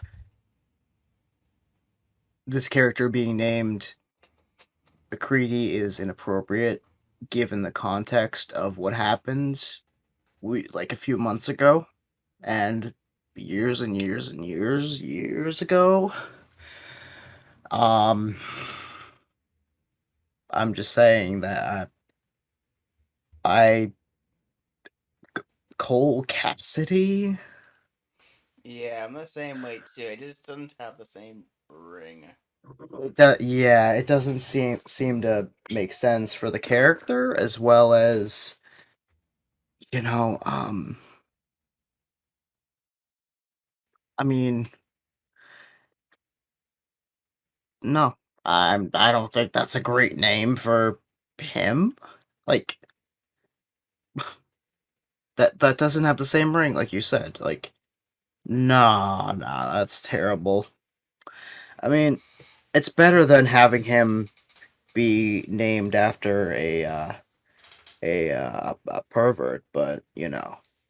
I'm just saying. Yeah, James McCree just sounds so much better than Cole Cassidy. It's going to take a while for us to get used to this. If he was just named like James Cassidy, just keep the first name and fuck the McCready, Mm-hmm. that would be all right for me. Yeah. But James Cassidy, the gunslinger, I guess that makes sense. But Cole Cassidy, nah. It sounds like you're trying to say like cold casket or something. Right. Like he's a dead character, I guess. I don't know. You're probably just gonna call. Yeah, they'll likely just use the Cassidy for when you select him in the menus and everything like that. So it's not going to always be Cold Cassidy. I know, but It's even just Cassidy doesn't fit him. no, it doesn't. I would love to see something like like uh something Wild West, something that sounds like a something you'd hear of like the famous gunslinger, Buffalo Cody Bill, call him like fucking uh Just call him call him Felix. like, oh my god, call him like, I don't know, call him like Felix. Jimson, call him like Jimison. Felix. No,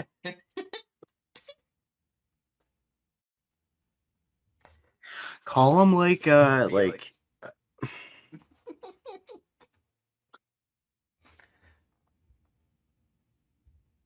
so um Anyways, continue what you're saying. I promise I won't interrupt this time.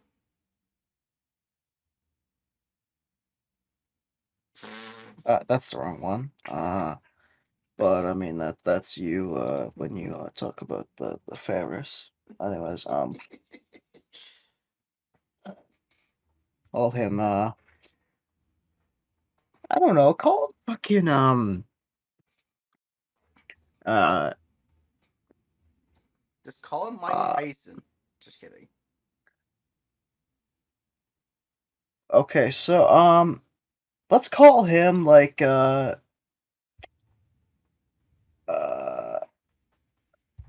this. I don't know. Sorry. Uh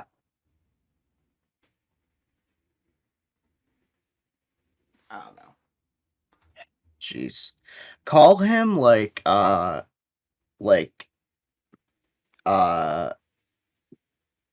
Applewood, I guess. Call him like Cole Tyson. Applewood. I don't know. Call him Tyson Peniston. Just kidding. And Call him Scuba Jonesy. Jonesy. It's a classic. Call him uh Sans John Jonesy. John John Gunslinger. I don't know. Call him like uh like Well, have his wife be Monica. How about that? Wait, I don't want to make too many jokes on that. God. call him like where is it? Pain.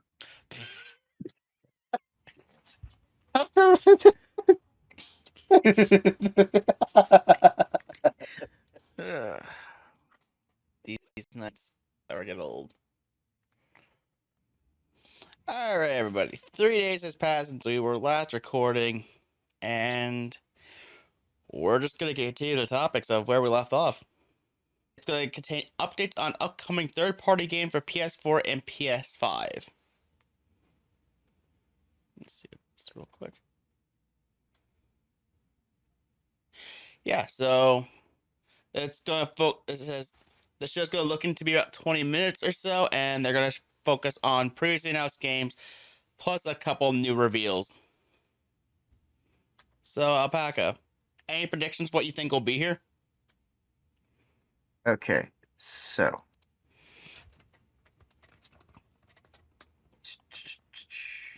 So we're on the state of play. Yep. All right. So for PlayStation, they've remade most of their most of their like older flagship PS1 games. They've had some sort of remake or reboot or remaster. hmm I wonder if Rockstar Games is gonna make any part of PlayStation like because I know I think with Red Dead 2 there's a few exclusives for the PlayStation 4. They had a tad bit of a partnership or not a partnership, a tad bit of exclusivity thing, kind of like how Call of Duty forces certain players only play a certain type of game mode. There was a non-slot zombie mode that they still haven't released on Cold War still, as far as right now. All right. Um, but as far as the 26th of October 21, um, but I would love to see at least them to do some sort of presentation that involves um the whole Rockstar game sort of trilogy, like the GTA 5 or not fuck, sorry. Oh, the remaster trilogy. The remastered trilogy, sorry. Well, they actually did make reveal a trailer for the game just Yeah. recently, which we will talk about that in the next episode. Oh yeah, but I think the whole the thing with that trilogy, just to start off with it a little bit, Yeah, they're just to probably talk gonna. about it. Yeah, they're gonna do some things. I know they did mention the Unreal Engine thing is confirmed.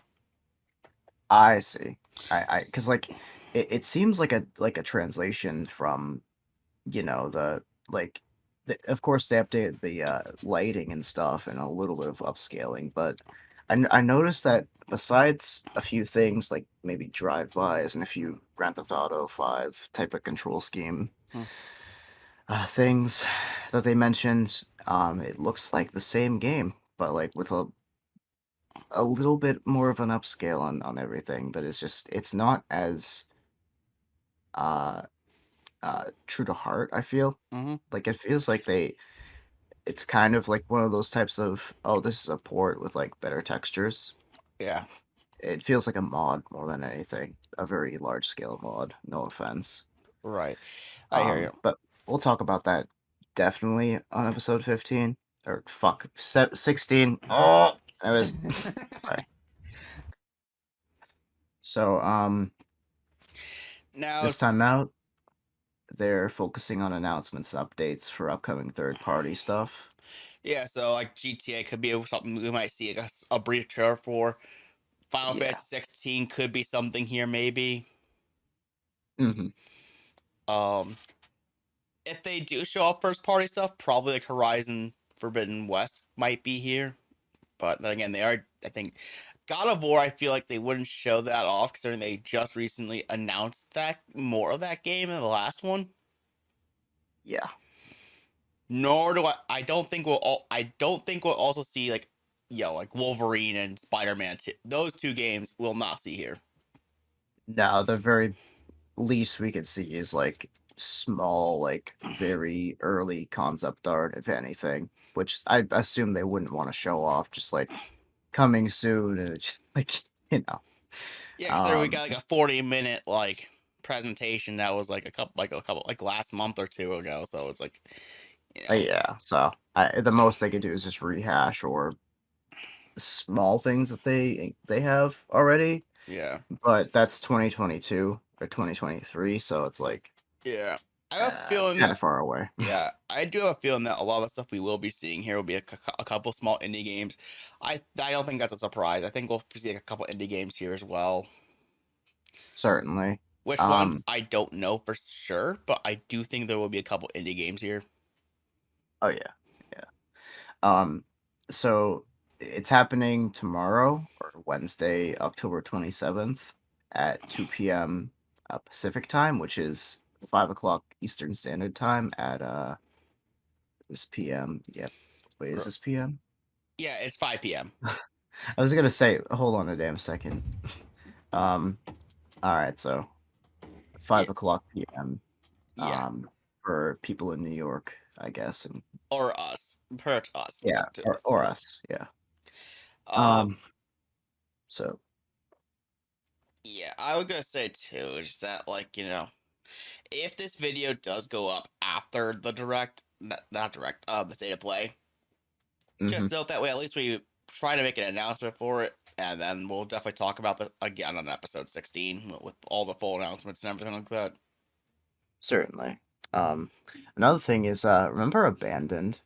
I wonder if they're gonna have anything here, like considering that they already had like that like strange ass like walking through a door sort of trailer. Oh yeah, I the don't know. I interactive don't know. event thing.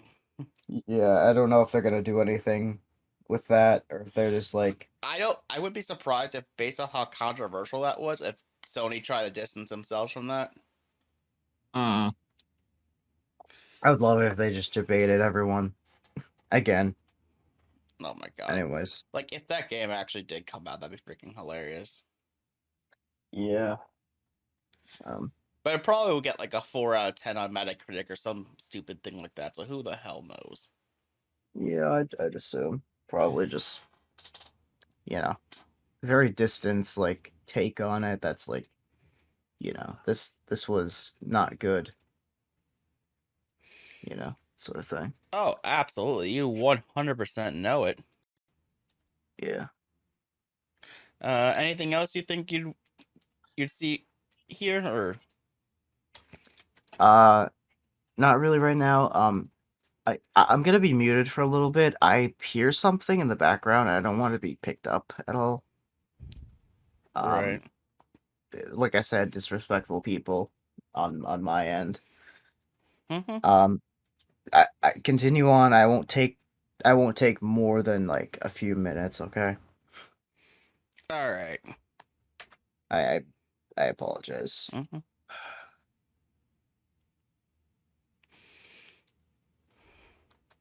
So our next topic here for today, while Alpaca is gone, is a game called Haunted Chocolatier, and this is made by the developer Concerned Ape, who made Stardew Valley.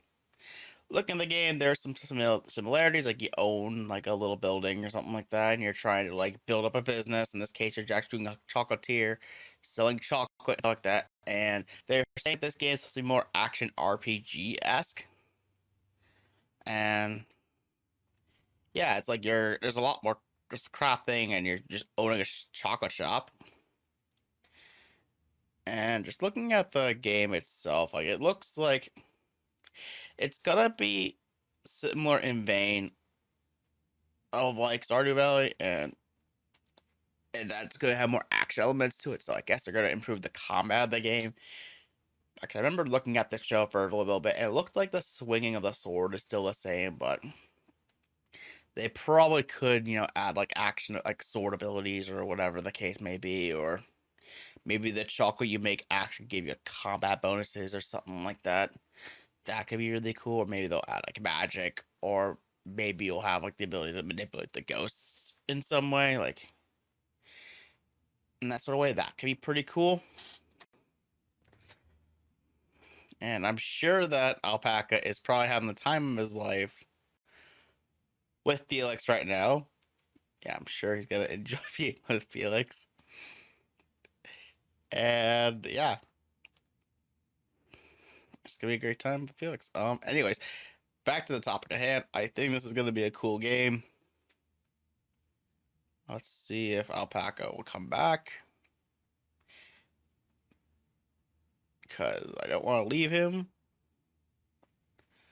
Well, I'm probably hearing noises in my headset from Alpaca doing something with Felix. And yeah, it's gonna be a great time.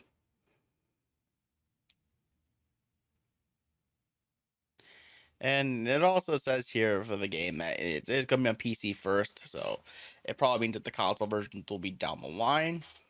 I know Stardew Valley did get on the consoles, and It would be nice to play something like this, especially on something like the Switch, because due to its portable nature, like how Alpaca likes to daydream about Felix. Fun times ahead. And I'm sure he's probably, if he doesn't hear me, he's probably jamming out to this band here because he loves BABYMETAL.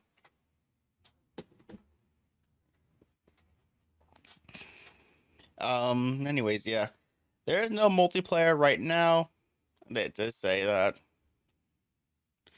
And yeah, like I said, it looks like a good game. I've enjoyed Stardew Valley, and I probably will enjoy this game. Hoping Alpaca can come back so I can at least get his thoughts.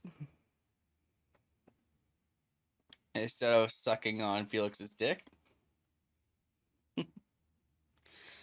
But he says he has to do something real quick, so who knows what it actually is. It probably is something with Felix.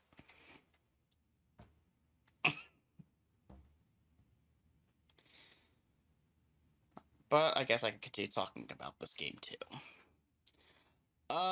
Yeah, the game again, the art style looks very similar to Stardew Valley since it looks like it's using the same engine and a lot of the same assets in some ways, like probably some of the trees. Wait, did I just hear a little flick from Alpaca? I'm back. What are your thoughts on Hans and Chocolatier? Give me 1 second. Let me look up the screenshots of it. The I art, did hear you talk about it looking like Stardew Valley and how it seemed like it was on the same engine. yeah, the article that I have in the description in our chat actually has a couple screenshots you could look at, and the trailer's there too. Yeah.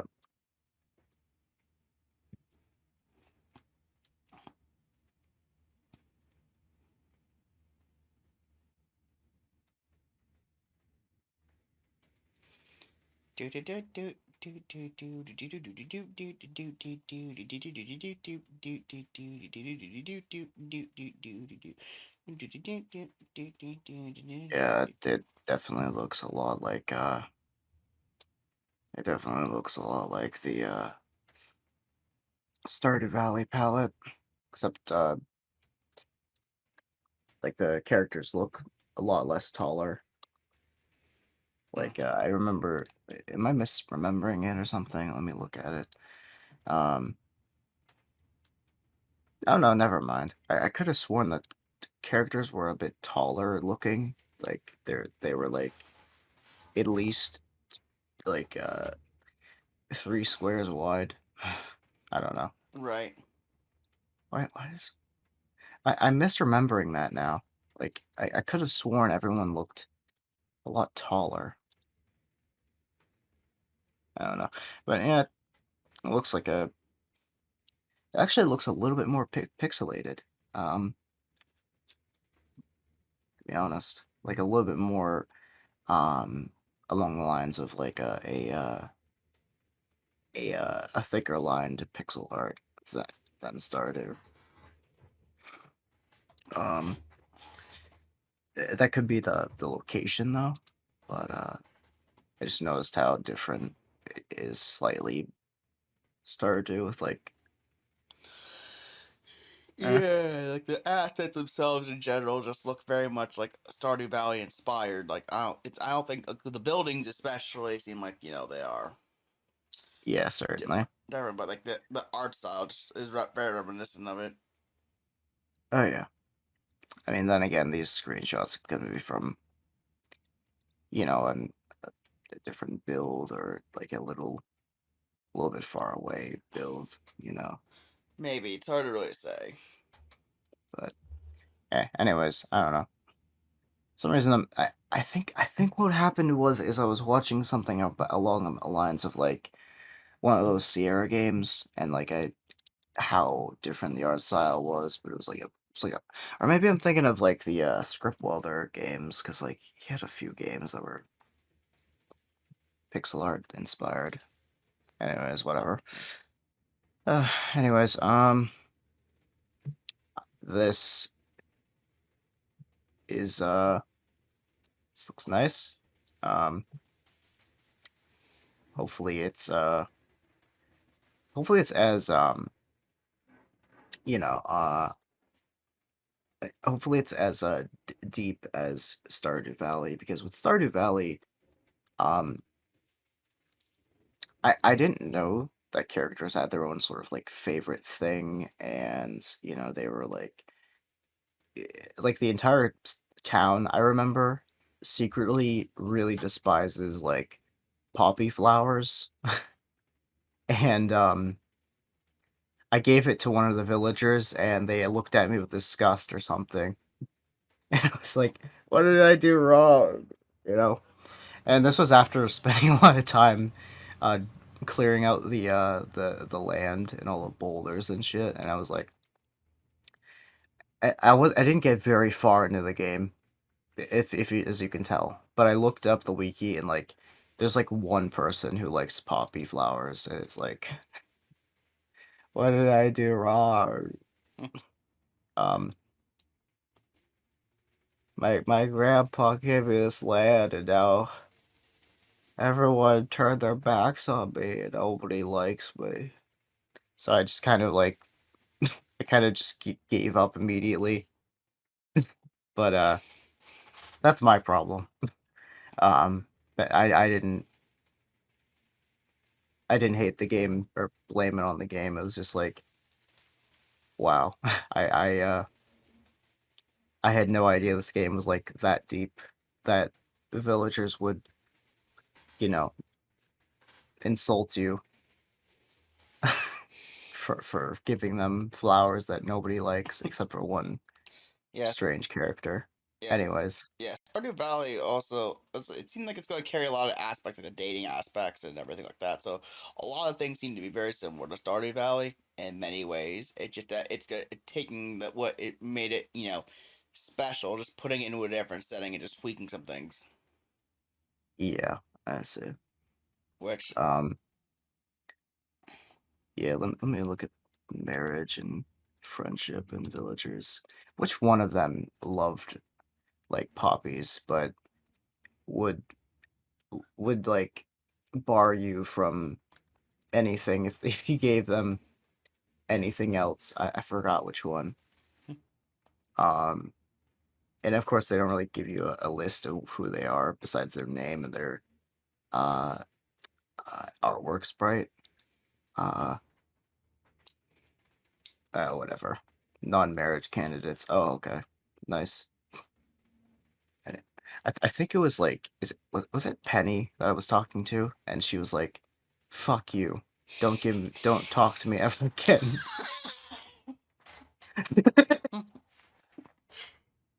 Oh, wait, hold on a second. Yeah, it was, yeah, for loved gifts, she loves poppies. So, and if I go to anyone else, like Emily, or like, who's this fucking guy, Sam? He looks like he went Super Saiyan. Um, yeah, every one of them hates poppies except for Penny, and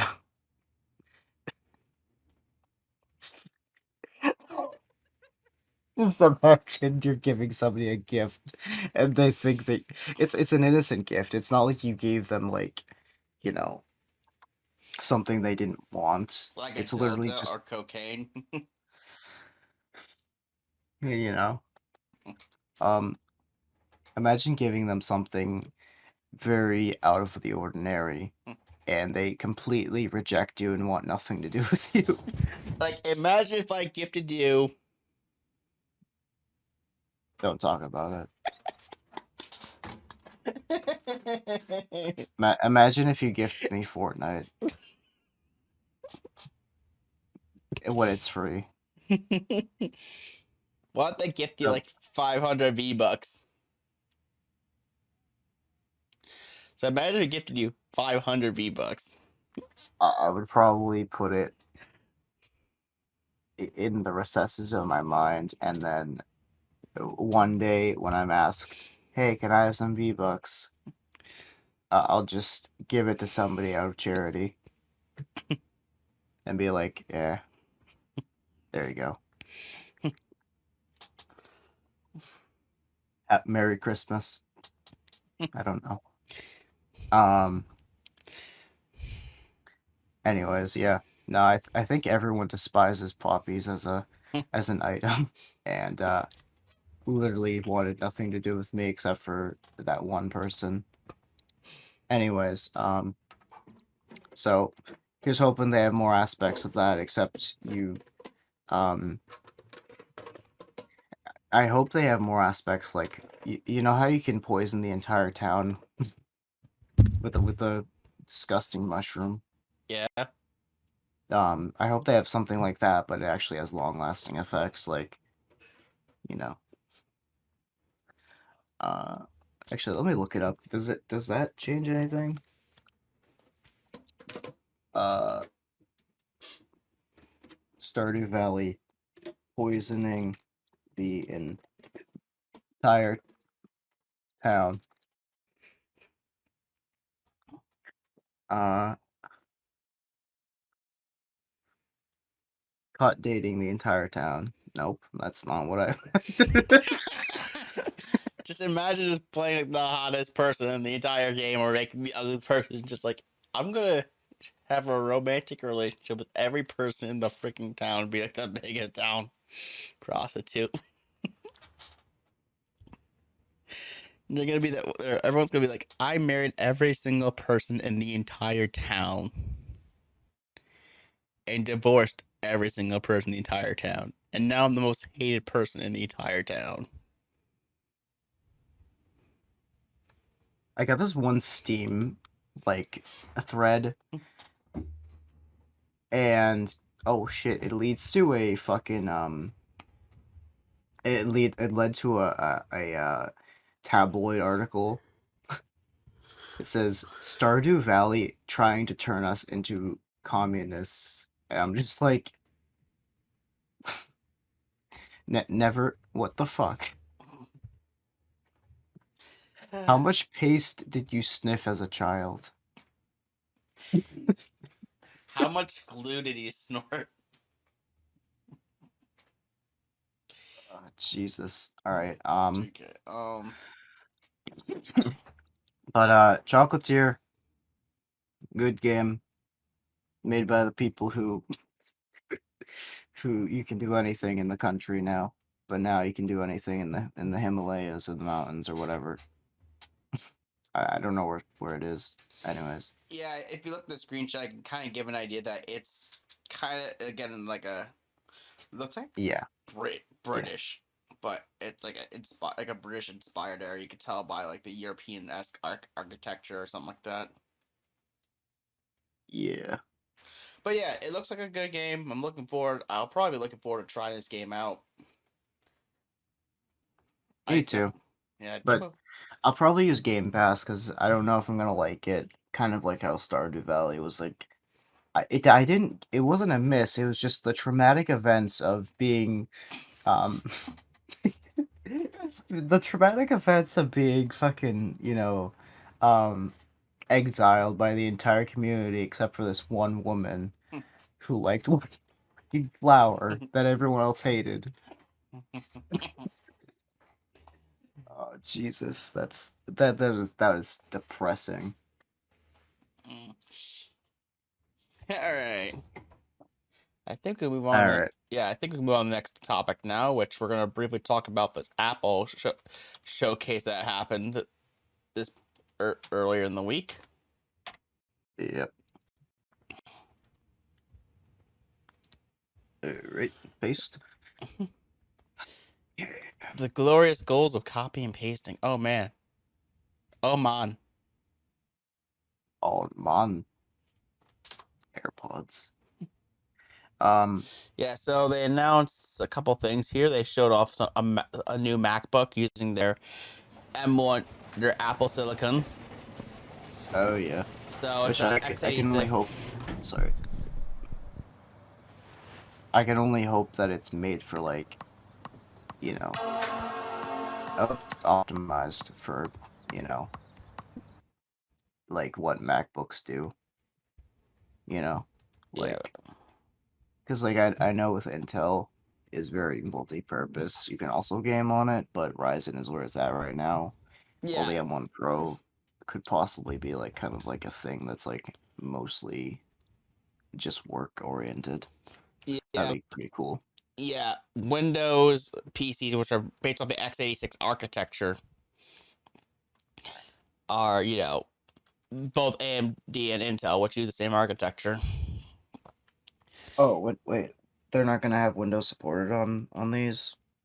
Well, the thing is, they use an entirely. They aren't using x86. The M1 chips are ARM based. Oh yeah, I forgot about that whole. Oh, it has to be x86. Okay. I mean, hey, they could make a Windows X Apple sort of like weird like a Linux distribution Right. for like the Linux developers out there. That'd be pretty funny. Right. But yeah, this looks like these seem like they're solid because, like we said before, Apple's ecosystem has a lot of creativity apps and a lot of like content creator people tend to use Apple products for like content creation, be it music or art or anything like that. Hmm. I mean, Oh if yeah, certainly. if Ghostweather liked Apple products, he probably would pick one of these up, maybe, but we don't know for sure. Yeah. I mean, I don't know his true opinions on Apple products because I know he has an iPhone, but I don't know if I can remember right now if he said that it was like, well, I despise it because it cracks way too easily or something. I don't know. Right. Because like I know that's a big thing with Apple products. They always like have fragile screens, you know? Yeah, they try to make Um, everything.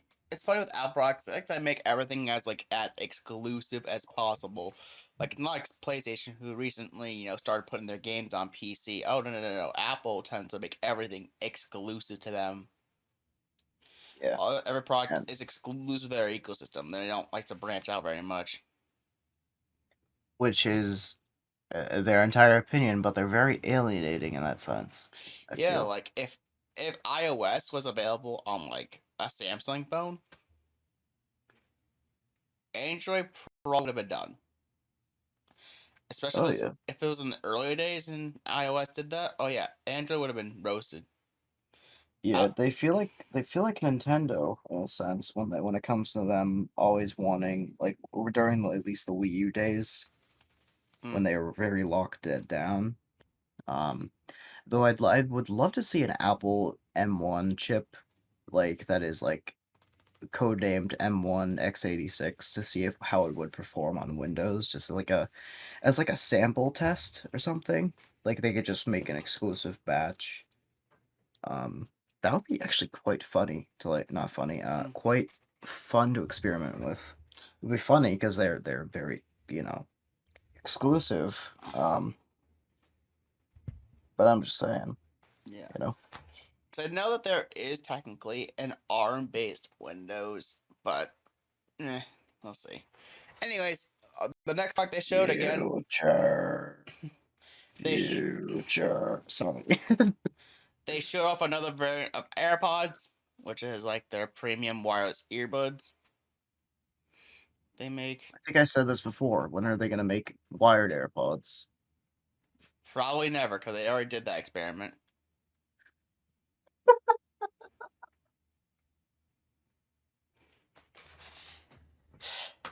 Yeah, they're probably not gonna do that ever again. Unfortunately, like they have like they already did something like that. Like the earpods, I don't know if you remember those. Yeah. Yeah, they're not gonna make another wired version of what they have for the AirPods again. They're gonna stick with that earpod thing for who knows how long. But how are they gonna shove the lightning cable up people's asses down? Just kidding. Anyways, get roasted. I guess I don't know. We don't even know if we even roast Apple or not. We're just like, eh. Nah. Okay. Yep. And then they showed off a HomePod Mini, which is like their, I guess, like a smart Oh, speaker. HomePod Mini. Yeah, I can only assume that this is Siri without having to have a phone or something. Yep. Well, you need a phone still to use it, but you know it. You get it. I mean, Yang, I guess. I don't know.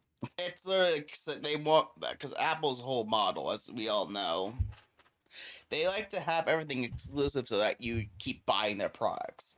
They want, if you have an Apple device, you want as many things paired up with that Apple device. Yeah. Like, Mm. you have an iPhone, well, you're probably gonna want maybe this HomePod Mini that has Siri integration, so you can pair your your iPhone with that, or a MacBook maybe, so you can have synchronization. Like, it's funny to think about though. If you really think about it, I feel like the MacBook is actually the most distant product from like Apple's core categories. Yeah, certainly. Like the MacBook itself, like it has its own library of apps like that. But the thing is that if you have like an iPad or iPhone, a lot of those things kind of interact in many ways because they use practically the same operating system, even though they label it different things. Whether it's iPad OS or iOS, they're technically the same operating system. The only difference is one's more optimized for a tablet than a phone. Yeah, and MacBooks, I can only assume that you can did they use 86 x86 on MacBooks? Remember what we Like, saw with the new MacBook? I know, I'm just saying the old ones, The they use older ones did use x86. x86 for a time. I see, because I was gonna say, like, at least you could remove the drive and then install Windows on it, and then it would probably run terribly, but you know what I mean. Yeah. Like a lot of things I- are possible. Just like I said, like the iPhone and iPad are more integral for every. Like, even then, like the Apple Watch, even that's you. Oh, probably want an iPhone to make sure that pairs up properly. Like it Yeah, of integrates. course. A lot of the products definitely integrate more with their iPhones and iPads more so than the MacBook does, Yeah. or even Um. or even the older iMac that looked like a freaking trash bin. Yeah. Um. When it comes to this, though, I think that them trying to make it a monopoly, in a sense, because like it feels like when movie producers make a fake they kind of feel like a fake not like they feel like the official like uh fake products, I guess. I don't know how to say it. Like, you know how movies always have this fake company that is like everywhere because they can't come up with other companies for that. Mm-hmm. Like how in GTA, you know, uh, for GTA 5, you look on the guns, there's like always Vom Führer or something, or like there's always Sprunk. Mm-hmm. I don't know. Um, so it feels like they just want everything integrated. Um, for your life and you could never have an Android or anything like that. Yeah. Um, but that's a monopoly in a sense because like they have a monopoly on you. You are you are one product only. You are that much of a fan of Apple. You Mm. know what they call fanboys. Like that's their monopoly on you. So it's like, I mean, I get it. Yeah, that's cool. That's your product. But can we skip this whole like um what was it? I think we were forced to like do what was it? We're forced to like I forgot there was one thing, but like Apple phones had a very tough time sending things over Bluetooth to like or like through SMS to Android phones or something. Yeah, because I remember Apple there has their own unique like iMessage encryption thing or whatever. They don't, they don't have like they don't typically use the universal standard for everything.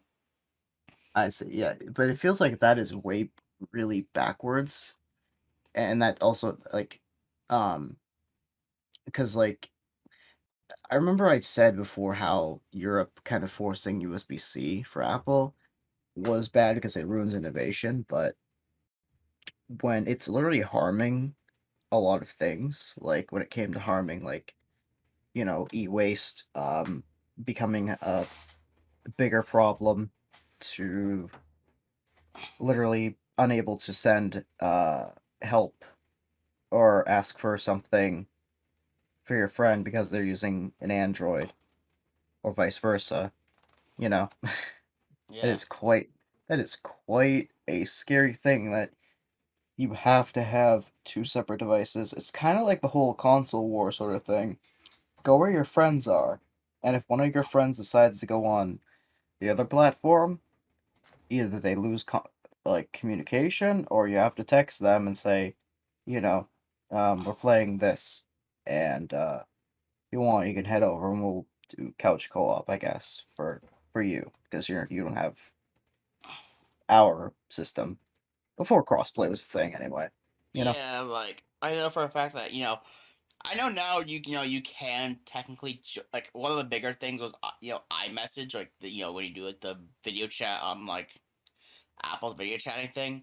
Like Hmm. nowadays you can technically join in on like an Android phone or a Windows device if you have like the URL that the person that's hosting it can send to, but that is another example of Apple's like one person like mentality, Yeah.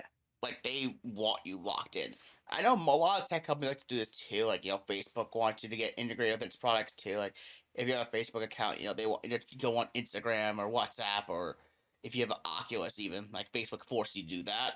Or in Microsoft's case, it's like, oh, if you sign up for our account, which yeah, I mean, I admit, if you're on Windows, we kind of are forced victim to this. It's like, oh, we want you to have Xbox, or we want you to go on Microsoft Office, we want you to do all this stuff. Yeah, and I understand there's a few loopholes or challenges that they have to go through to say, hey, like for Microsoft to Sony, hey, can we please do cross-platform? We got Nintendo on board. Can we have a little bit more of a connection towards each other? And they're gonna be like, well, I'm sorry, but we want to keep to ourselves. And because I remember there was a whole thing like Fortnite, you could play on PlayStation 4 and have crossplay accidentally enabled because there was a bug that enabled it on PS4, but for some time. That was at And I think that was early in Fortnite's life.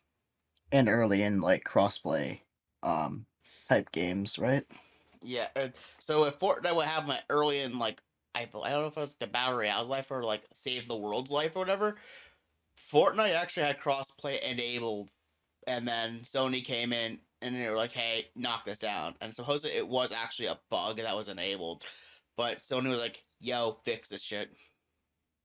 Yeah, because I can very much tell that that's an issue. With they don't want it. It's just I feel like having your IP as a an established brand, and somebody wants to come along and that's different. Like if something wasn't as popular or as trusted, like um because I know um one of the reasons why you'd play on Steam versus any other um thing for another video game hosting platform. The only reason why you'd play certain games is because exclusively for other people who play that game on Steam, you know, not that game as in Fortnite, but a general generic game, is because Valve account bans can be circumvented by playing on a different platform, of course. So if somebody has a bad reputation on Steam and their IP is banned, they can just play on a different platform and get through that way and play on a either less reputable or as reputable but still hasn't been banned just yet hosting service, like Steam. So I do understand there's trust where you're gonna encounter people who aren't, you know, trustworthy, and you're gonna encounter people that, but that's just the nature of being online, as well as being able to just like, um, be able to enjoy having, I'm on this platform. Uh, can I join you if you're on a different platform, sort of thing. But with Apple, like for me, I feel like if they were to just lock everything down like that, as if it was a genuine problem that only they experience like that, that's a little bit different, I feel. Like if everyone is comfortable and it's not breaking any laws and there's no big loophole that anyone can immediately get through, like circumventing bans, like I mean, that's a loophole, but you can just also communicate with the other company and say this person got banned, please keep an eye on them, you know? Something Yeah. like that. So I remember in the Twitch and one of the Twitch things, I had this article say that I was gonna talk. I would have talked about last week. They had like a list of like people on Twitch that were like, "Do not ban these people. They are like on a whitelist or something like that." See. But speaking of talking about platformers and how we lock down things, I mean it's a little different, but we should probably talk about how Instagram is now finally letting people post stuff on their computers.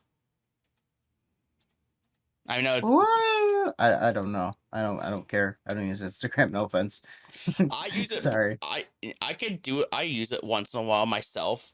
Like I'll once in a while drop by, but oh my god, thank God, it is annoying that you have a fucking social network that you can access on a computer, but you can't post it. Yeah. Like imagine all the complex and cool like Instagram reels or photos you can do because then you'll have access to Photoshop and stuff on a computer. Like what cool thing can you come up with that for that? And that makes it seem much more enticing for me, honestly. Oh yeah. Certainly. But Um. again, I know you don't have much to say about it, but I had to at least say something. But do you have any other thoughts about what you were about to say? I love the author's last name, Fingers. My name is Jay Fingers. Sorry. No, it's not. But no. I mean, I'm happy that this is a thing, I guess, because it's annoying for some people.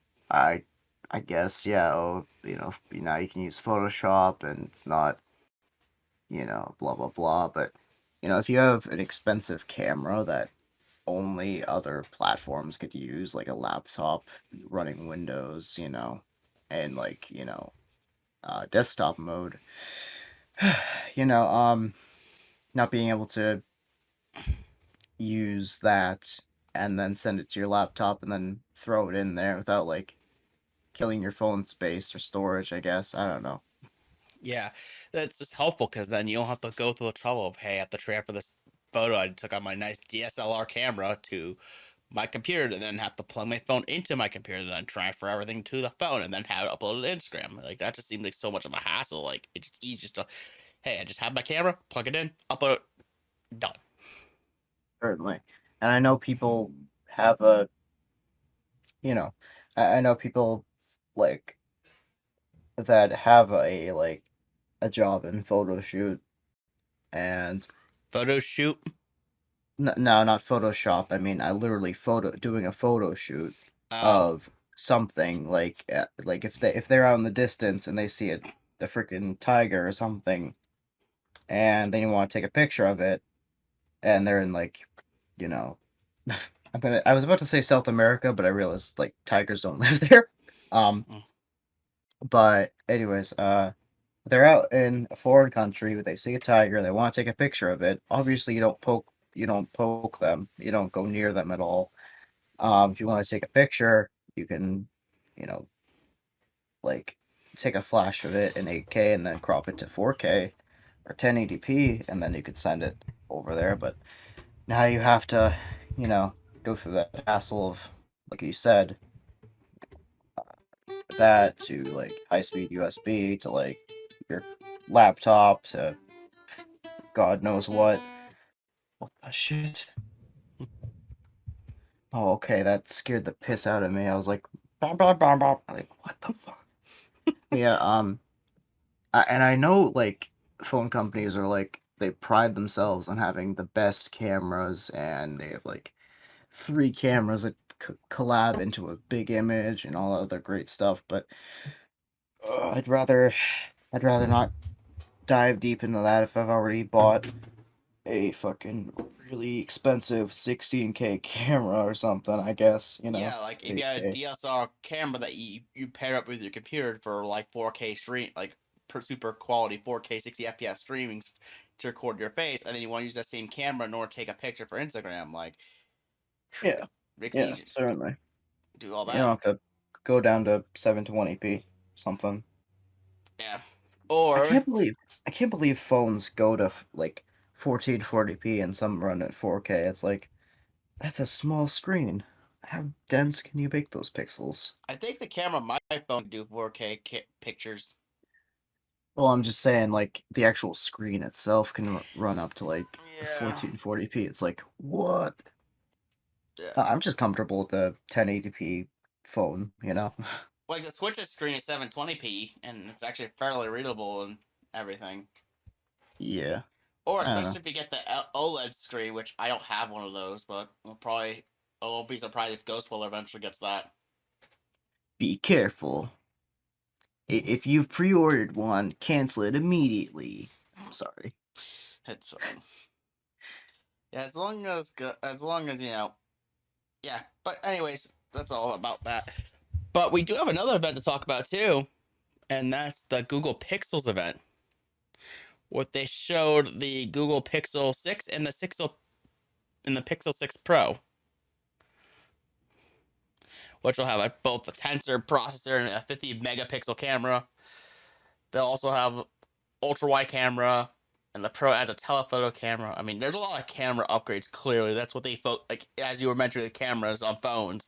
Like, look at what they announced for a freaking Google Pixel. Like, how many different cameras they have on the same phone. Yeah, and as we were just talking about, like, how like, having better cameras, you know. Like most iPhones nowadays, you see them. They have like 30 freaking cameras stuck out in the back, just to Yeah, try to mimic and now, a DSLR camera. yeah, and now Google just says, "What is this? Why is there like why is there like a clip thing right here? It's bulging out of the screen. And that's probably the house of cameras. What? You can see the camera lenses are sticking out over by the black part. Oh shit, they are. Okay. I was like, wait, That's purely design. yeah. Hey, at least it makes it stand out. Oh yeah, certainly. Yeah, but back up, but before we do move on, like the whole like taking an image sort of thing, the steadiness of a tripod is outmatched by like a little bit of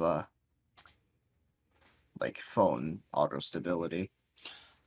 So yeah. Oh, certainly. I mean, you could also, get like a phone mount on a tripod, and that works just as well. Yeah. But Um yeah, I wanted to go back to the next topic here. oh yeah, of course. Yeah. They also show up with the tensor processor. Is that it's going to be able to it's gonna have machine learning in the processors, and they'll help with tasks like voice recognition and making photos less blurry. And they can automatically erase unwanted people from the background, and then it can do like real time captions and translations. I see. And it says that Google says it should be competitive with Qualcomm stuff, the Snapdragon, which is powers many Android phones. Mm-hmm. Oh yeah, down here. Oh, I see. So the photos are like they capture the colors better. Well, of people with like different skin tones like it actually captures it and doesn't just like the the picture seems much more rich. The photo processing. And they even detail more about you could continue with cameras. They even talking about like how like they show the results of what they've been doing since Google I/O 2021, when they have this Google Real Tone Tech, which makes it so that people with darker skin color have, when they get their picture taken from this phone, have they actually show the more accurate skin color. Yeah, because I know that a lot of cameras miss out on this. They mess up the exposure and they make the contrast all like funky. So like even just taking photos that are like not even, it doesn't even have to be somebody in the picture. Literally, I've noticed that like the difference between like different types of like photos, like if you take the same photo and run it under like somebody else's like phone, there's a lot of contrast between one and another. It's really like fascinating. Like if I were to take a photo versus, I assume your phone is worth more than $5, right? Oh, my V30 was a flagship phone from LG back in the day. So Okay, so I'm just saying like a cruddy $5 phone versus a flagship from a few years ago. The photos are vastly different, and having this being an even more of an upgrade, yeah. that would be pretty cool. Because like, you know how you take like photos with a camera, and if there's a flash, everything looks dingy and like just like very disgusting looking. Mm-hmm. And in the dark, it's you got all that like blurry sort of like uh purple, green, and a little bit of like redder colors where it like Yeah, and like how like especially when you have like the older school like flashes on cameras, the people's eyes look red. yeah, well even that like that's not really a problem nowadays, but Yeah. yeah, I remember, um I just remember how like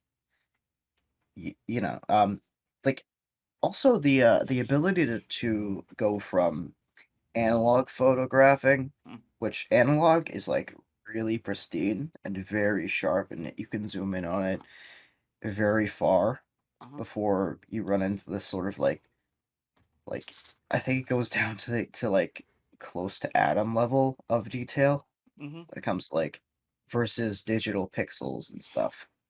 Yeah. I would love to see to where a point where neither of them matter. It literally captures everything as both humans and the technology itself Right. processes it. Right, because the way Pixel will be designed, you need like 16K or 32K or some immense size amount of pixels. Like some Yeah, and to ridiculous. think yeah, and to think way back when analog did the same exact thing. Like but at a much harder to actually develop and finalize, type of way. Now you can take a photo and it would look exactly as if you're literally right there, not just like, wow, I'm actually in the movie, it's 3D and sort of stuff. No, literally, if I were to take a picture and maybe just give a little bit of a FOV sort of fisheye kind of thing, you could stick it right in front of my face and I'd be like, what the fuck? Yeah. Why am I not moving? Sort of thing. I don't know. It's not like that weird like it's 3D, but like actually like there's a very hard it's very hard to tell if this photo was like taken from right now, you know? Or like if that photo, if I were to stare at it, I could not notice any pixel blemishes or weird distortions in the actual camera, sort of thing. Right. Anyways, one of the other points about this film that's interesting is that there's going to be a way that if you tap, like, their Google is also partnering with Snapchat, where, like, if you tap the back of the phone, it looks like you could you could instantly open Snapchat and just go right ahead and just take a picture and send it on Snapchat. Oh, sweet. Yeah, so That's cool. so the idea is that you just tap the back of the pixel, even from lock screen. It'll instantly take you to Snapchat where you could just post a picture. Yeah, it's like the camera and phone shortcuts Yeah, at the exactly. bottom of the lock screen, or like the fingerprint scanner thing that a lot of new phones have. Yeah. I would like that. That'd be pretty cool. And also, I wonder if you can program that button if you don't use Snapchat, if there's a way you can do that too. Like it'll instantly send you to, Google, or instantly send you to YouTube or something. Like, Uh, if there's a way you could program it so it instantly opens up your favorite mobile game, like, I know, like, for instance, Fortnite. yeah, make a Fortnite machine, handheld Fortnite machine.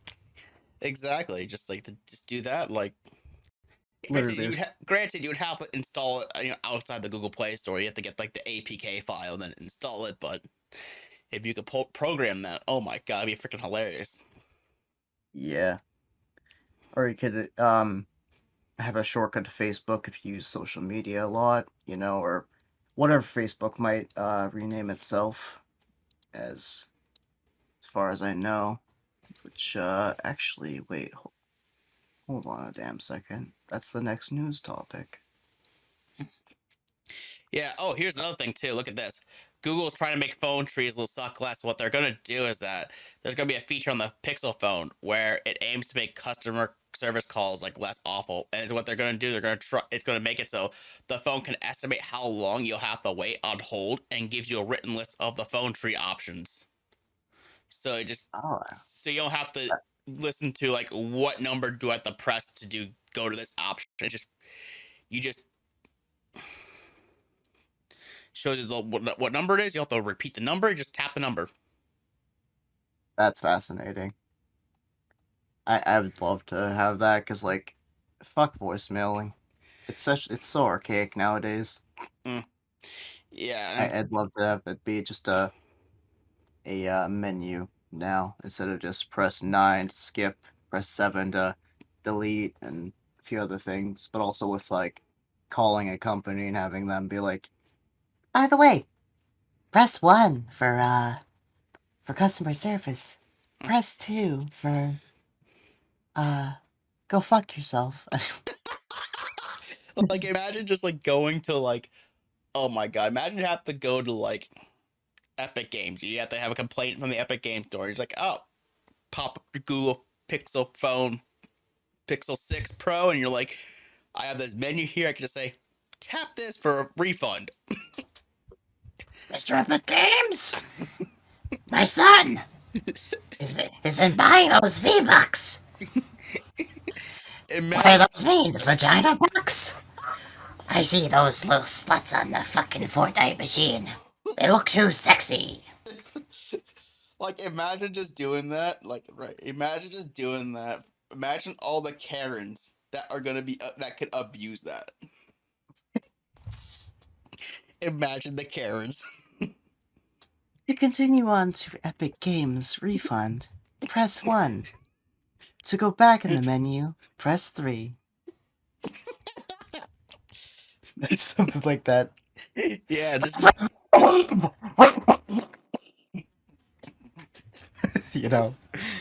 yeah. Representative.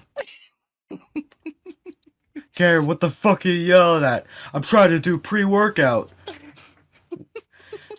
This fucking machine won't work! Representative!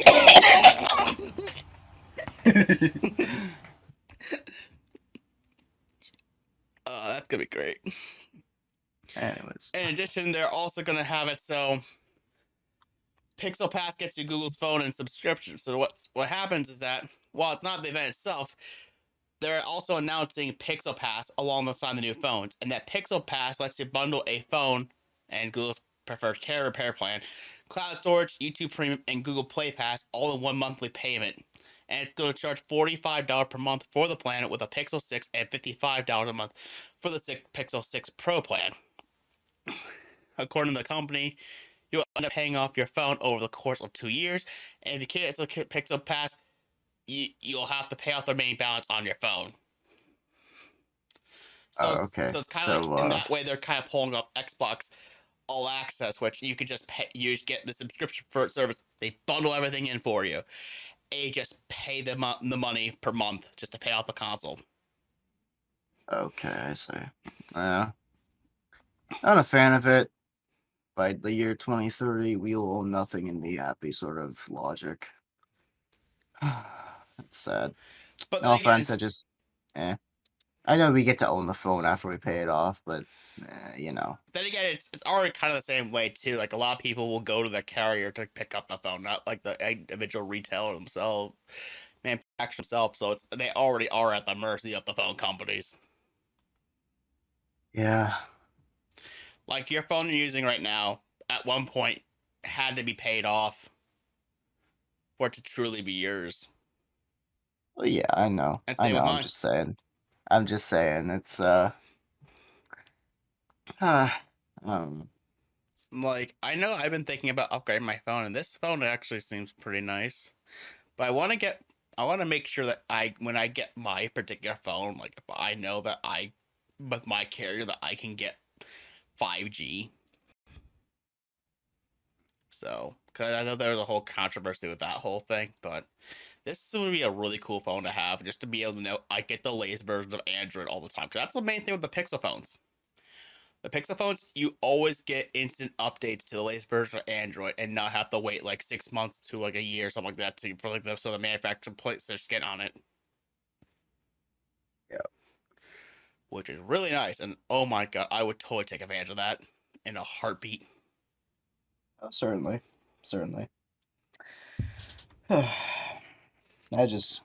It scares me. The idea of like, you know, the idea of like having to pay off a phone that as a service instead of being an actual product that you can eventually pay off, or you know, like something like that.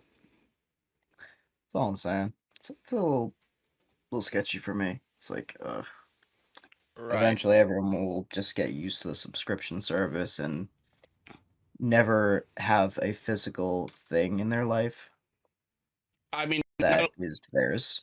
I mean, I know we're all owned by, basically we are US property, but I'm just saying as a US citizen owning something from another US citizen or a company in the right. US.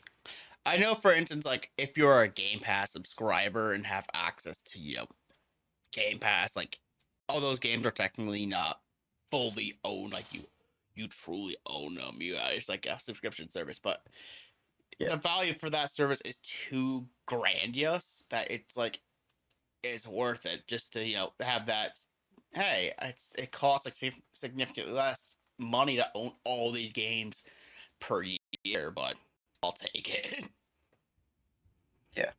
And there's a lot of games on there that you'll never end up finishing or even downloading to play, or even download and play them. Because, like, I remember I said last episode, or not last episode, earlier on in this episode from 3 days ago, I said I'd never really actually tried out Fable, but I did download it and was like slightly interested in it, but I never got to the point where I had the courage to, open it and be like, oh, yes, it's a fun game, you know.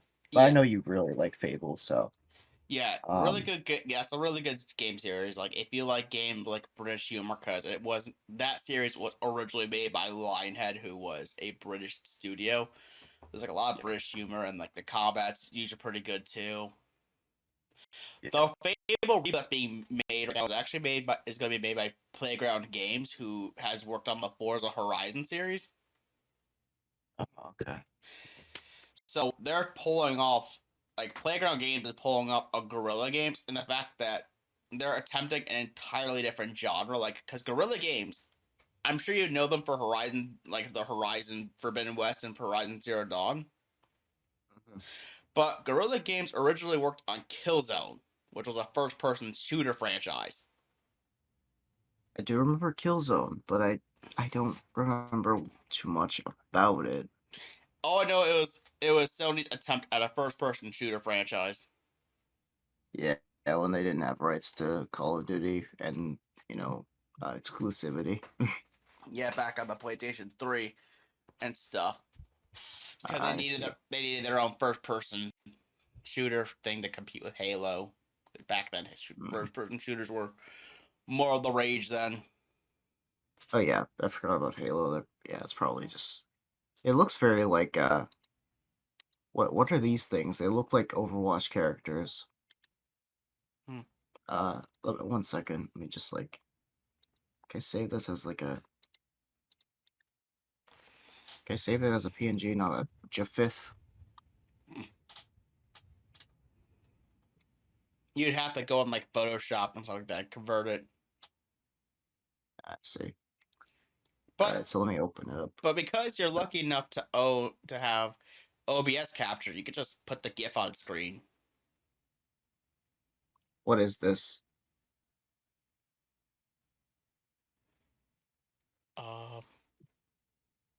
That's what happened when I looked up Killzone.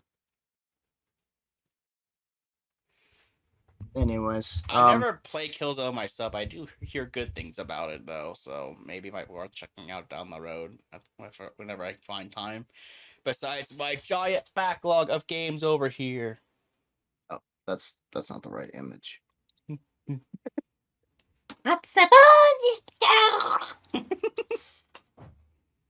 Son of lava. That's better. Right. Hi, I'm Daisy. Anyways, yeah. But we'll leave it at that. Actually, we'll leave it at the cursed alpaca. Cursed Alpaca 1. Yeah. Because we were filming around the AI to image generation for convert text to images, and we made some cursed results from that. Yeah, like, can I ask you what the fuck this is? It looks like a dog that is melting. That's probably too, like, that put a sensor bar over that. That's probably too hot for YouTube. It's melting so much.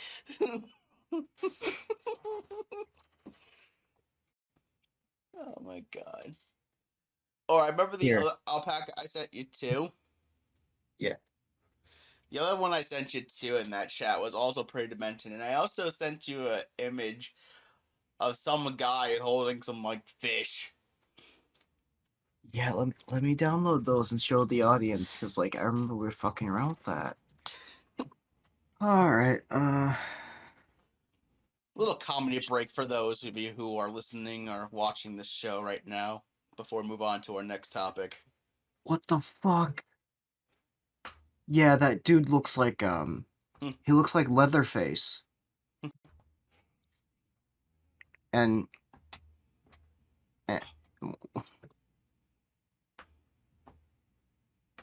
what the fuck is this?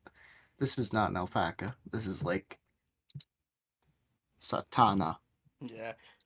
Yeah, put the image on screen because I'm only seeing your. Oh, yeah, there you go. There's one of them. Yeah, look at this. It's like you can see the guy is just like completely demented, and you have this like fish in his hand that's like completely just distorted.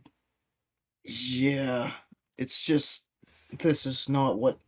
One, this is not what fish look like. It's Yeah. also what hands grasping a fish looks like. This is also not what a face looks like. And I don't know. This dude looks like he has like he looks like a character. He looks like if anybody here likes Pink Floyd, The Wall, the live album, this looks like the masks that they had to wear on stage for the show. For the like acting part of it, where during Run Like Hell, I think. Right. I know that I remembered you linked me a song at one point that we also did. Oh yeah, that's the curse. That's a good look at how cursed that looks. Oh my god, that's disgusting. It looks like something that I'd do for an accidental VTubing character. I'd accidentally make their mouth their nose.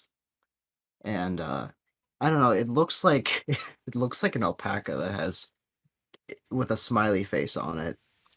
A little bit, but just like the problem was they completely butchered it. The AI just completely just screwed it over. Yeah. I'm trying to see if we could find the part in the chat where we were just sending AI stuff. In our chat between the two of us. Oh, here it is. Yeah, it's all the way up. I got some weird ass shit too.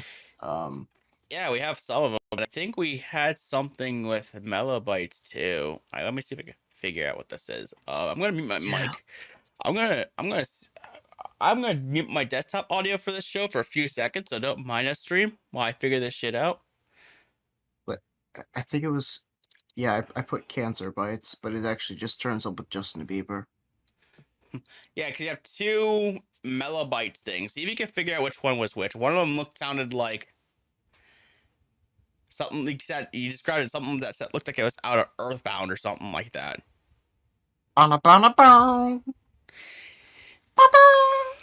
Yeah, we need to see like I need to see which one's which. Fuck is it? Yeah, there you had two of them. Like they're right beneath the one you sent from the Dr. Pepper. Oh, there is. There's two of them. I don't remember which one was which. I know I saved one of them because we were thinking about using it for one if Ghostwiller ever whenever he ready to come back to the show. We'll have him beaming every time he wants to just like interject the show. Sure. I can't.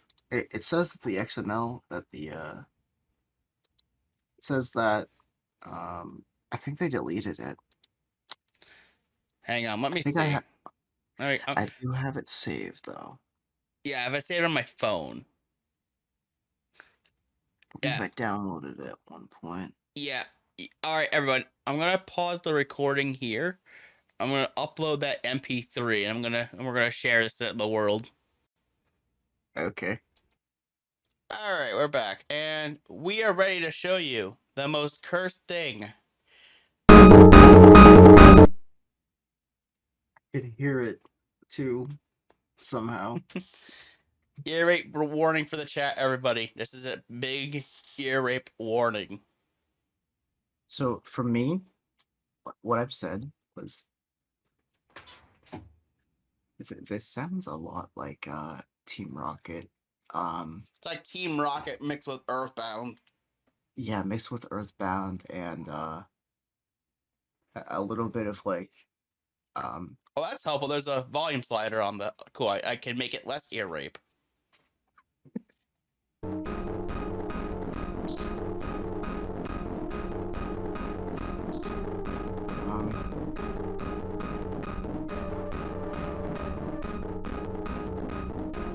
And then there's this remix. I can hear a clipping of the fucking bongo drums on this one.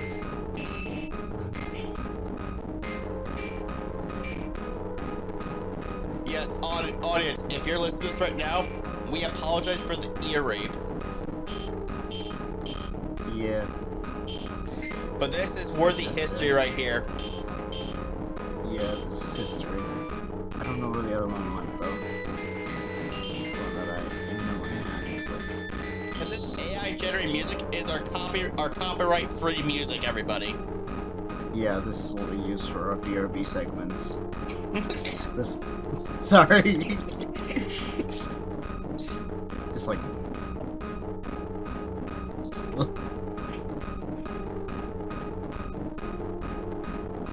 Alright, that was song 1. That's the one that we thought Ghostweller. That's what we type. If you typed in Ghostweller game or something like that on Melobytes, that's what comes up, and that is ear rape. This song as well. I hope he understands that this is not discrimination. This is what the AI thinks of him, or that name. Yeah. I forgot what. In contrast, I forgot what was the second. So what did you do for the first one? The second one for these MP3s again? So there was a second one that I don't think I downloaded, and I can't find it. Yeah, At least not right now. Okay, because this one here is like an African style. Yeah, that's what I was saying. It reminds me a lot of like the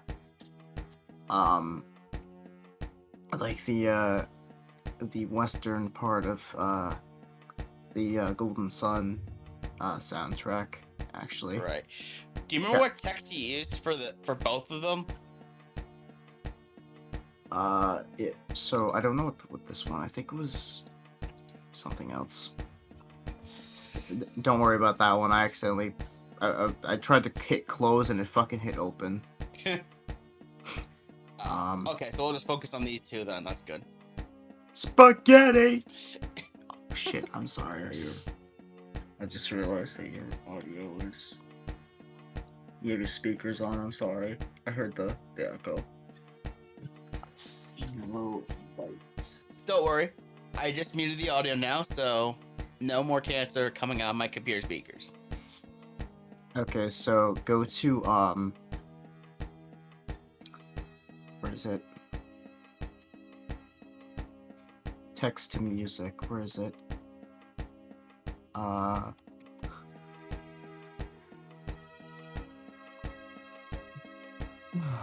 is it? Okay, it was something you did. I think you had it. AI text detection image? No. Okay. Melobytes AI music. Alright, and then it set the style, tempo, quantized bars on video clip. Nice. Right. Um I think we should probably take a break from this for right now, and then we'll just go on to the next article. Oh yeah, of course. Yeah, Just let's just focus on the articles for now. Maybe we'll get to that at the end of the episode or something like that. it's nice to dick around. Right. Anyways, so our next article for today, the fact that Facebook is supposedly planning to rename itself. And Which was yeah, and the new name is supposed going to reflect on the metaverse. So you know how Google rebranded itself as Alphabet back in 2015? It's like corporate Google. I guess so. Yeah. That's what it seemed like is going to happen with the Facebook company, is that the company of Facebook is going to be renamed as something else. Okay. And then you have the Facebook, Instagram, WhatsApp, Oculus, among other things that are going to be part of that umbrella. So, based off that, what do you think is going to be the new name of Facebook? What do you think would make sense with the metaverse? So, I think first what we need to do is ask, what is the metaverse? Like, for people who don't understand that, because I only know a little bit about what that actually means. All right. Well, the only indirect reference I'm going to do to Goes Weather game is I'm actually going to pull up the fact that I'm looking up the metaverse. Okay. And the metaverse is supposedly a digital reality that combines aspects of social media, online gaming, augmented reality, virtual reality, and cryptocurrencies to allow users to interact virtually. I see. Okay, so basically what you're saying is Earth 2, but it's not a scam, and people are actually taking this seriously somehow. I mean, actually, they took Earth 2 seriously, but, you know. Yeah. And I'm going to look at the Wikipedia definition of this so we can kind of get another variant of the same definition for this. So this is basically every Discord moderator. Every World of Warcraft player. No, I'm just kidding. Basically, all I'm saying is people who live in their lives on a computer screen and have never been outside or had anything like, I don't know. What the fuck is this video? I don't know, but yeah. The word metaverse is the term typically used to describe the concept of a future iteration of the internet, made of persistent, shared 3D virtual spaces linked into a perceived virtual universe. So, VR chat, anyone? It's literally fucking VR chat, though. What the fuck, you know? So, based off that alone, now that we know what a metaverse is, what do you think would be a good name for a potential company based off the metaverse?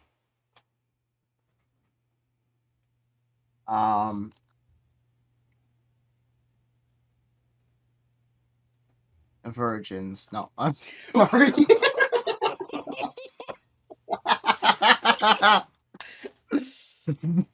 Sorry. Oh boy, you're gonna have quite a number of shorts to make for this episode. Anyways, so,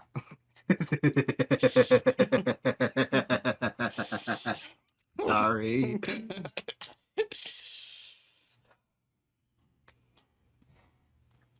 But metaverse. MetaCloud. So, MetaVirgin. Earth 2. No. Sorry, I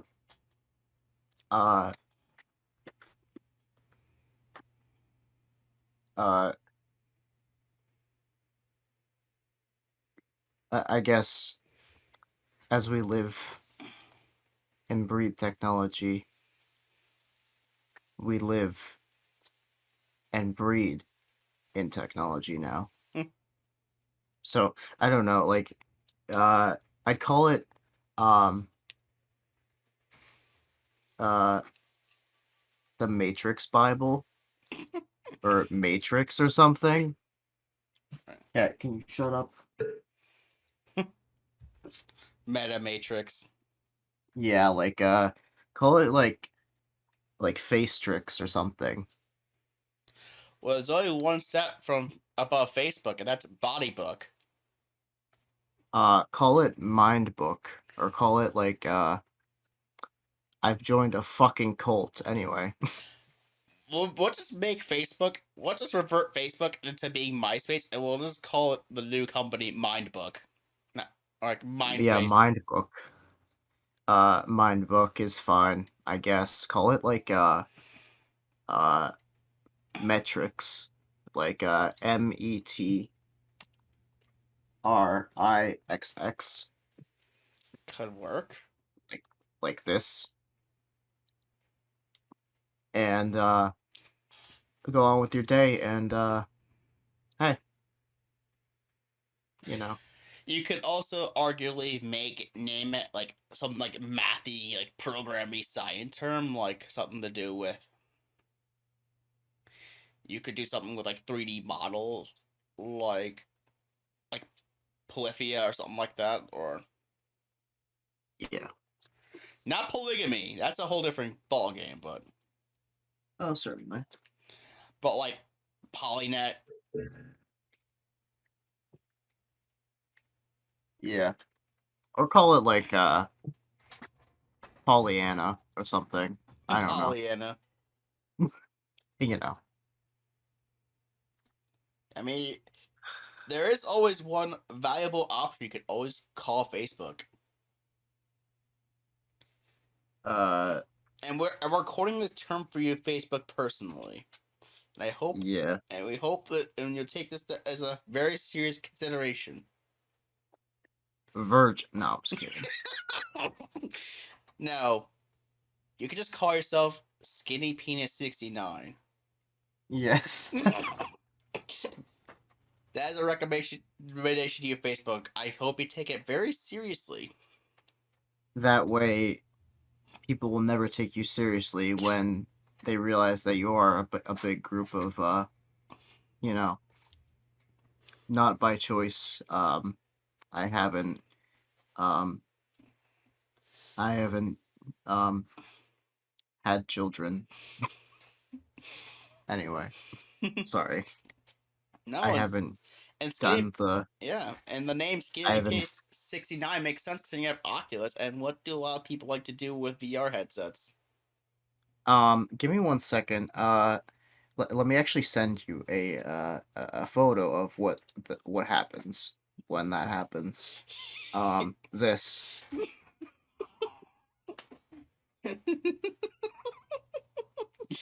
Yes. So this is cute, right? This is what everyone wants, and just somebody to calm them down. And that's actually No. Skinny P69, and that could be a new. And that guy in the VR goggle right there could be a new corporate mascot. Yep. just like Snoo from Reddit. It's the Legend 27. Yeah, This do is that. the Legend 27 right here. God, you know what would be cruel too is that if Facebook actually renamed their company to be one of our names. In spite, and then you have to go to a fucking legal battle. I know someone who is trying to. I mean, I don't want to make any other roasts in the episode, but I guess what kind of makes sense is I know someone who was trying to copyright their YouTube name or Twitch name, or whatever, and they would not be happy if Facebook did it. No. No. Anyways, I'm just gonna like get this out of my face, and here's a I mean, hey, who knows how much of our audience like waifus? yeah, here's a cat having a brain freeze. That works.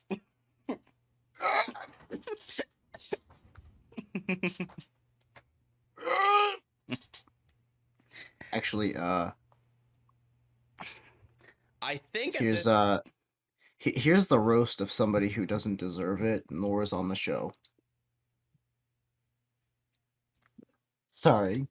Anyways, I'll censor that profile picture at some point too, so they don't know who it actually is. yeah, only that person will know. Right. I'll make it. Anyways, Yeah, that makes it here's easier. here's the crispy dog.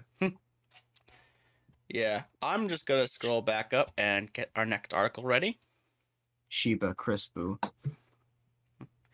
Anyways, Yeah, our next article. Actually, these two articles I feel should be fairly quick before we get on to the last two topics of the day. I don't think we have much else to say on them, but the first one is that Twitch is getting a rewind feature.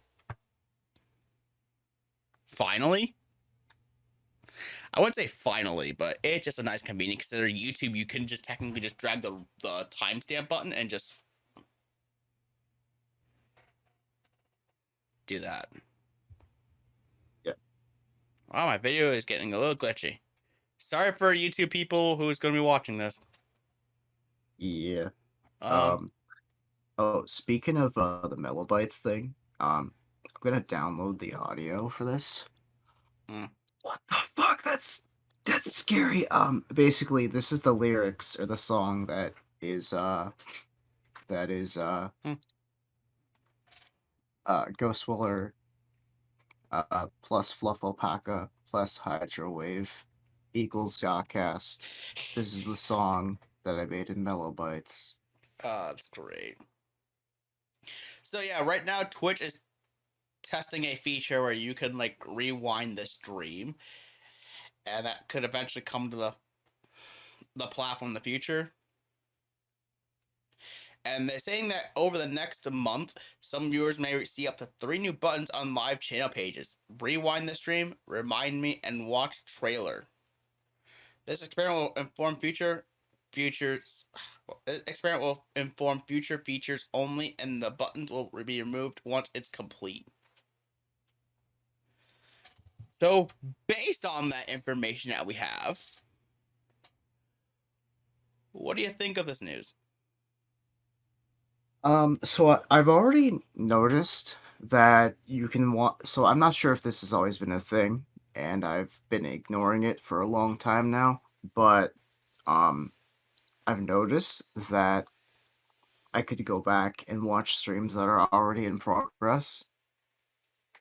I don't believe you could do that before. Like, you could go to Twitch, and somebody would be streaming, and then you could watch the very start of their stream. Like, I could go on this guy's channel and then go to their videos, and I'm not showing it, but You know, it'd be funny if videos and you know what would be funny is if we actually tested this with Ghost while they're stream so we could promote him. yeah. Let me show you. So I've got an ad for Pampers, but give me 1 second.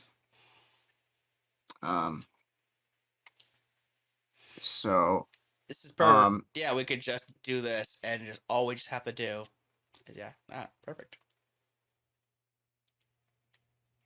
So I have him.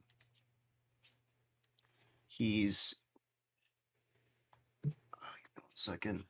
He's not here. Like, he's not. Let me show you. I don't know how to do this exactly without like. But basically,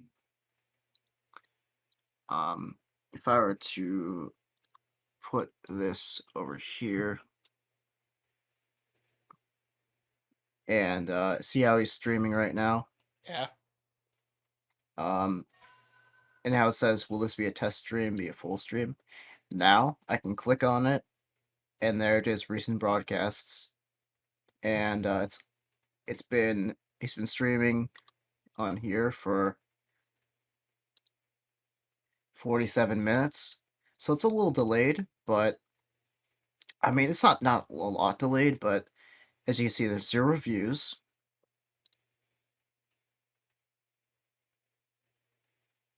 What the fuck was that music? Yeah, and all you just have to do is just go. You can just go ahead. It looks like you could just rewind back to the point where. Yeah, notice how this was happening just now, and he's trying to attack these people, I guess, or whatever. And then if I were to reload the video, now he's right here, and he's throwing something at people. Anyways, but yeah, just showing you that it's already in place. And we can at least go back to streams that are just happening and are still there. But what the fuck? Hold on a damn second. Cassowary with human teeth through melobytes. Give me 1 second. What is this? But yeah, I do Give me feel like one. these features will help Twitch, actually, improve the platform and give people options to catch up on things that they missed. Definitely. But also this is disturbing. Is that not ostrich? I guess an ostrich with human teeth and like a snake top. Yeah, so I just saw this on their Twitter feed. By the way, it says cassowary with human teeth. Cassowaries are like this like emu-like bird that's more like a turkey, I guess. They're they're not vicious, but they have killed before, but only if you beat it with a stick or something, they'll attack you. All right. Yeah, I could hear you. Anyways, do you have anything else to say about Twitch and implementing this feature before I move on? No, but I do like that they're at least adding more quality of life stuff for that YouTube has for their live streams. It's very much it's very much competitive, because if somebody streams on Twitch exclusively, you can't just go back in time that like before, but now you can. Right. So yeah, I love the rewind feature. It's useful. Now, this next article is actually something that this show could actually take advantage of, I think, down the road, and that's the fact that Spotify will now let any creator use its video podcast platform. Yes, this is also good. I'd love to like not just have the YouTube videos on the YouTube like channel. this I'd like this because this would allow us to branch out the visual version of a lot of the podcast, you know? Yeah, like we have the visual podcast here, which will be helpful. Yeah. I mean, if we have all this, that'd be great. Like if I can like get this, if I can figure out. Yeah. Like that'd be huge. Like if we can get this to work. Like, oh my god. Maybe what I could do in the future too is that I might be able to see if I can find a way to like get the if I can find a podcast hosting service that actually allow the uploading of the video versions, then we can have the video version technically be the main version throughout everything, but we'll see. Because I would love to have the video version available on more platforms. And if the video, I mean, honestly, what I probably would do in the Spotify's case would probably just take the version I've rendered already, and I would just splice out the subscribe button, the screen I have, just splice that part off, and just let it be as it is. That would work. Or I could probably retool the subscribe button in future. So, thank you for watching, and I'll have like a thing for, you know, a bunch of stuff. Does Spotify have a sort of a follow feature? I don't know. Or something? Okay, because like if there is, we could definitely put that on there. Like we have a GAHCast thing. I have to see like how that would work just to because we have both the audio version and the video version on Spotify. Then I'll just do 2 link trees because add that to the link tree because that won't be that big of a deal just to have that. It's like, hey, Spotify video or Spotify audio. I'll just label it as that, and that way to help the audience know if they decide to use the link tree, which that link tree also contains our Discord server, link to which is down below. But you know what? It's nice though. If you look at the bottom of this article that you linked,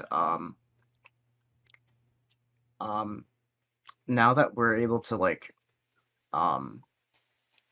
do this, we could earn money from the shows and like be able to have like exclusive things if you wanted to paywall certain things. I would like to be able to make sure all act content would be accessible. I mean, I don't know what Ghost will think whenever he comes back to the show, but he's ready to come back. But okay, yeah, I was wondering what your opinion, if you feel that's ethical. I guess I don't know. I mean, I'd like to be able to make sure that most of the podcast, at least, actually, because it's all the show variants of the shows thus far are on like free to play sort of things, right? It only makes sense to continue that show being free to play. Like, I don't want to do like a premium tier stream or anything like that where it's just a once a month stream where it's just the 3 of us, just talking, just Q&A style thing. Cause I know Ghostwaller wanted to do a meet the creator sort of thing where the 3 of us would be on a live stream, probably the GAHCast layout like we are now, and just asking questions about us and just getting to know us more. Yeah, that's something I want to do down the road once all of us have like a thing nailed to a T. Once I have a computer that won't want to burn itself from trying to record the show.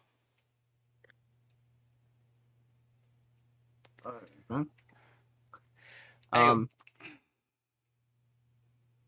What's up? Okay, you had something to add? No, I was just gonna say because it's up to you if you really want to have because I know paywall is such a negative term or negative connotative term. Yeah. But you know how like you buy the DVD wow, I'm old. You know special features basically. Yeah, the special features in like DVD movies where there's like an option menu and you just click on not clicker, but you select that option and it's like, oh, you get all the like behind the scene cuts and stuff like that. Like technically we could have done like behind the scenes as a paywall, which we could tell in BTS 1 that's already free. And as far I'm as just saying. yeah, You know? as far as I know, I don't want to make any of that that content paid, especially since our show is technically still very small. Oh yeah, of course. I'm just saying, like, when things get rolling, you know? Yeah, that's way too far in the future. I mean, we'd probably do it if we could come up with some like high budget like Michael Bay Transformers budget sort of movie thing, maybe. Yeah. That's more what I mean. It's like when we put money in, like I'd love to have some sort of like like a ticket thing, a one-time purchase. You'd be able to have a bit more of an intimate like look at us as people, like how we do this stuff that isn't behind the scenes necessarily, but Like you know, kind of like how Ghostweller puts you know his stream on open mic on his Discord server. yeah. But recording, like I remember he did say he wanted to have his content be different on YouTube and Twitch, have certain games that are more or less for streaming and games that are more or less for you do recordings of. Mm, right, and I think we could kind of see. I don't want to get into too much of his business because No. I'm trying to keep as many roasts and everything as a minimum as possible, Yeah. unless it's like something that actually makes sense. Like I'm trying to make sure that the roast actually makes sense and it's not just pointless Monica Fortnite Sans stuff all the time. Wait, you're telling me? No, I'm just kidding. You're telling me that Twitch streamer make money? What? No, I'm just kidding. Yeah. Yeah. I mean, we'll obviously, Um. we're obviously, to the audience out there, we obviously are going to make those roasts. Still, it just won't be as often. We want to make sure those roasts actually have a punch. That's Just actually the opposite, right? Like a funny vibe, right? Like having a punch, that'd be like, you know. right. I mean, like a comedic punch. That's what I mean. I want to make sure like Oh, okay. comedic. I was gonna say like That's you're what I mean. just gonna go Like, straight ahead and be like, this one makes $2. No, I'm just kidding. yeah. I Like, want to make sure that nah. I want to make sure if we ever do a Monica Sans or Fortnite roast onto Ghostweller, that it makes sense and it has like a comedy punch. Like Yeah, not breaking into his house and duct taping a VR headset to him with VR chat models running around. right. Anyways, I think we could start getting on to the last two topics now. I think we had enough talking about podcast plans because Yeah, that's down the road. We don't really need to make those decisions, to be completely honest. nah. At least right now. Let's move on to. This is actually a product page. So it's not like a new article or anything like that, but it's the actual product page for what we're going to talk about. Because this is actually a mild roast to someone I know could actually use this phone. Really? Introducing the Chatter telephone with Bluetooth. Now you two compare a smartphone to this thing and act like a child. Oh yes, the Fisher Price thing. Yeah, about that. No, no, never. Um, this also leads into a very controversial joke that might upset people with the next topic. But I was just gonna say you can have this with Bluetooth, and it can be connected to your Freedom phone. That's Yeah, like imagine if Ghostweller actually had this phone and he picks it. If someone calls him on stream, he actually answers using this phone. that would be a funny like thing to do during April Fools. Too bad it's out of stock at Best Buy though. That's where you could buy this. Wait, what the fuck? People are actually buying the fucking thing? Also, why does this hands-free baby gate say entity 3 dot value? Where do you see this? Give me 1 second. I'm just gonna like display cap. Okay, and Alright. I wonder if there's a way you can modify the. What is this? Oh. I know that's an error, but just like the ASIC miner, I don't want to pay entity 3 value dot value. Wait, asking me to give you my soul? What the fuck is this? No, I don't want fish. Get out of my face! I don't want to subscribe to Fisher Price. I'm an old man. Wait, why is this the front page? It doesn't even take you to the product page. It just brings you to the front page. Oh my god. Just redirects me to the fucking front page. Nice. Alright, We're pressing the back button. Bye. yeah, but seriously. but this chatter phone, 15 feet. Fun unlimited? What? Fun unlimited, and yet your charge time is 4 hours, talk time 9 hours. Fun unlimited. So you're telling me I can get down the street with this, but not any closer or farther. You better have that battery bank plugged into that stupid thing, or just have it plugged into the AC outlet at all times. Well, your mom for real this time. Is this a roast for, like, people who ignore their mother? And that they're calling you a baby for not keeping in touch with your mother or something? With a real working rotary dial handset and speakerphone? Bitch, do they even sell rotary phones anymore? This is only teaching people to go backwards. Anyway, I'm sorry. Yeah. Introducing the special edition Fisher Price Chatter telephone, a phone smart enough not to come with any apps. Its intuitive, bulky-based design comes with a super advanced rotary dial. It connects to your mobile device via Bluetooth wireless technology, so you can make and receive calls through your existing phone plan. This working chatter phone is so mobile, it even comes with wheels. Plus, it has grow-up functionality like speakerphone and the ability to dial out. Your childhood is calling. Now you can actually answer. This is great for that one guy who, he's a normal person, okay? Don't make fun of him, but he wears diapers and sits in a crib for a few hours per day because of, like, some sort of, like, childhood trauma, I guess.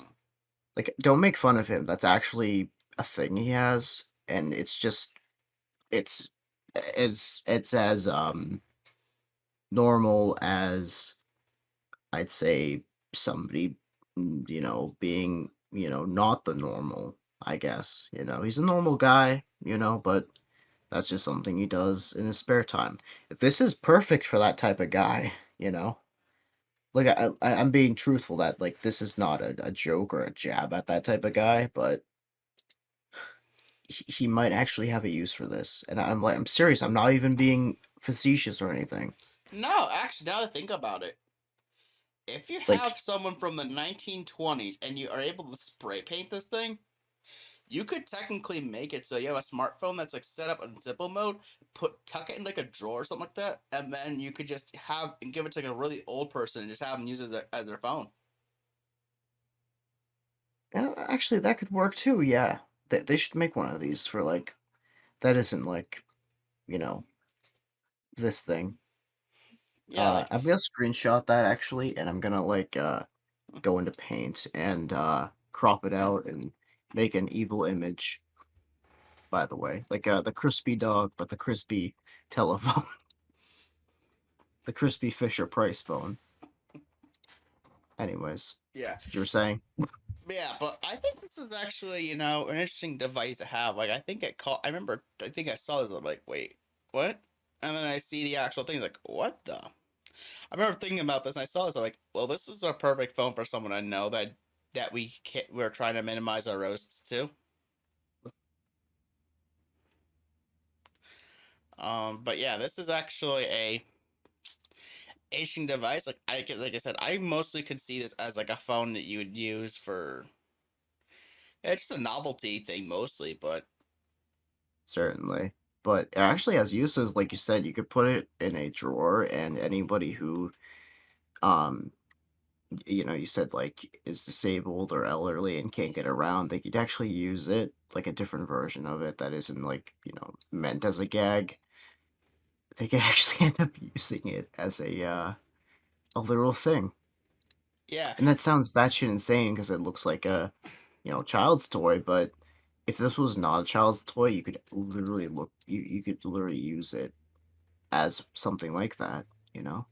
yeah, just like change the coloring or something like that. Like if you know, or maybe remove the wheels, like change the phone like look to a complete black.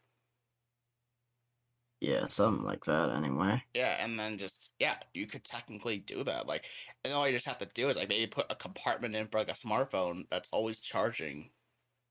So Oh for yeah, certainly. so if you can make like a compartment for like a smartphone to go in and like have like like a unified like power distribution or something like that, you technically could make this like a standalone dial phone. Yeah. Which that's pretty wild to think about. I mean, yeah, technically you're wasting Bluetooth battery off your phone, a smartphone that probably has way more functionality, but for helping an elderly person, I think this actually like a really elderly person, talk about 1920s or 30s maybe. That Are could be those types of people still alive? Like from that era? couple. Yeah, because I was supposed to say I know there's not many World War II vets anymore. Nah. World War One, holy shit, that'd be crazy. Yeah. Like if you have anyone from like the soup if there or if those few people are around, we could technically just have them, we could like repurpose the phone and redesign it, and suddenly it could become something usable for those sort of people who don't you can't learn how to use a smartphone. Yeah, certainly. Or even people who are actually like unable to grasp, like people who are afraid of that type of technology. Like I know that there are some people who are like legitimately they won't experiment because they're afraid of like stuff like viruses or something. I don't know.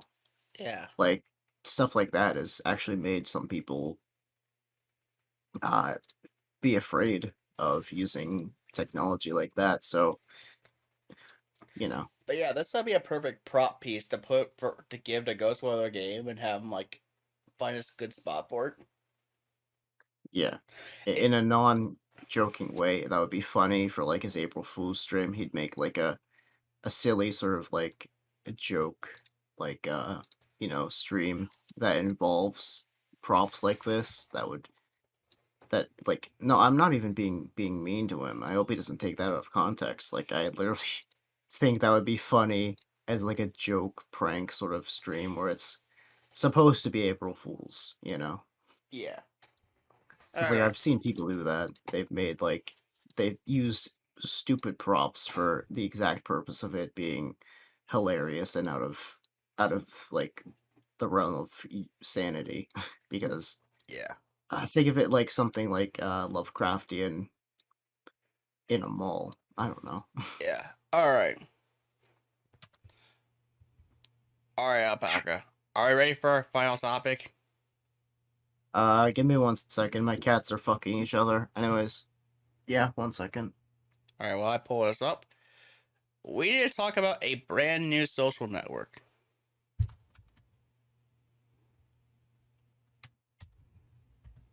As we do intermission noises. I'm back. Alright, Stop cool. playing it. Alright. Alright. So, we're talking about how Donald Trump is trying to launch a new social network. Noise. No, I'm just kidding. Sorry. Right. That's inappropriate. I'm sorry. Right. So, he's trying to launch a new social network called Truth Social. And pretty much the idea of it is that he wanted to make a new social network to, as he says, he created it to stand up to the tyranny of big tech. We live in a world where blank has a presence on Twitter, yet your favorite American president has blank. Favorite is a subjective term because because I feel like with Trump, you either really like him or you really hate him. And that's what makes him quite controversial. Yeah, certainly. He's not the it he's not a very mild sort of character. It's either like you just said, but there's no people that have heard of him that haven't formed an immediate either hate or immediate liking to him. There's no people that are just neutral when it comes to him. They're like, I don't have an opinion, Right. and I wouldn't say that is a bad thing because like I'm also not going to say that that's a good thing because being controversial can sometimes hurt instead of, thinking that infamy is always a good thing. But, besides the point, I can't believe I'm talking to this while I'm trying to resize the Fisher Price phone. In Paint. Sorry.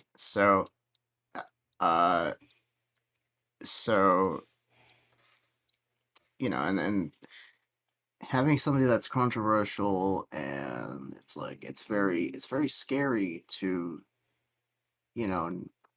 know if you're gonna run into those types of people that will instantly mob mentality you. Right. And whether it's whether it's a liberal audience or a conservative audience, there's no right or wrong answer. I mean, it's always your right or it's always your wrong.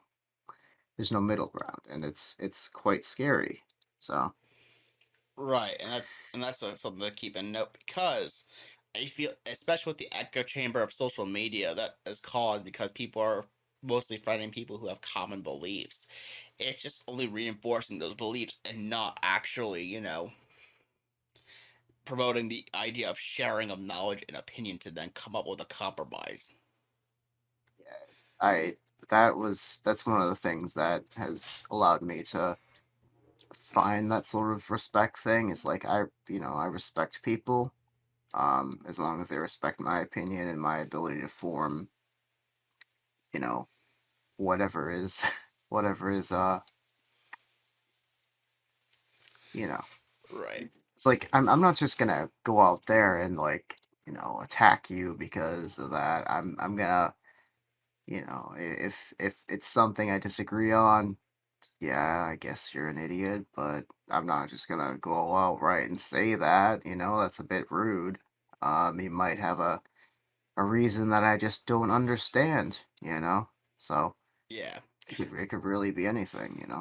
hmm Like one of the things I've noticed too, I don't know if I mentioned this in the episode when we last talked about Trump on this show, is the fact that a lot of people seem to view the opposite party in a more authoritarian way. Like notice how a lot of the left leaning people kind of view themselves as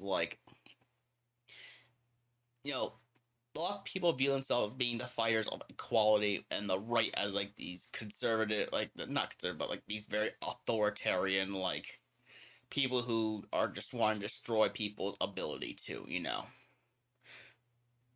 who Yeah. they are. And then the right people view themselves as the saviors of liberty and the idea that they want to make sure that all rights are protected, and they view the left as the oppressors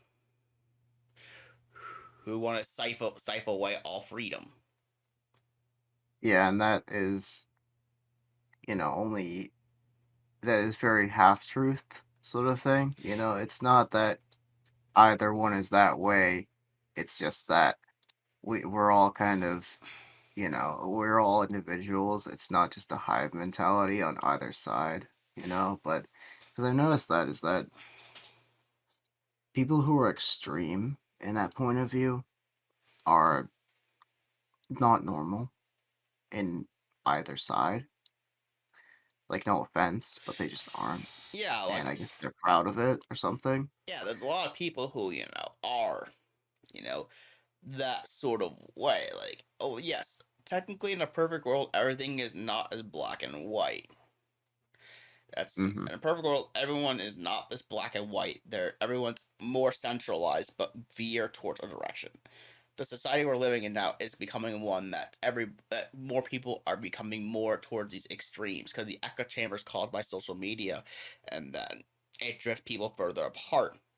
Now, if we have this other social network that's coming out, and the conservative people veer towards it, you're gonna get to a problem where now you have another echo chamber of top where the conservatives are going to freely talk about whatever they want on that platform, and the left leaning people are going to use all the other platforms.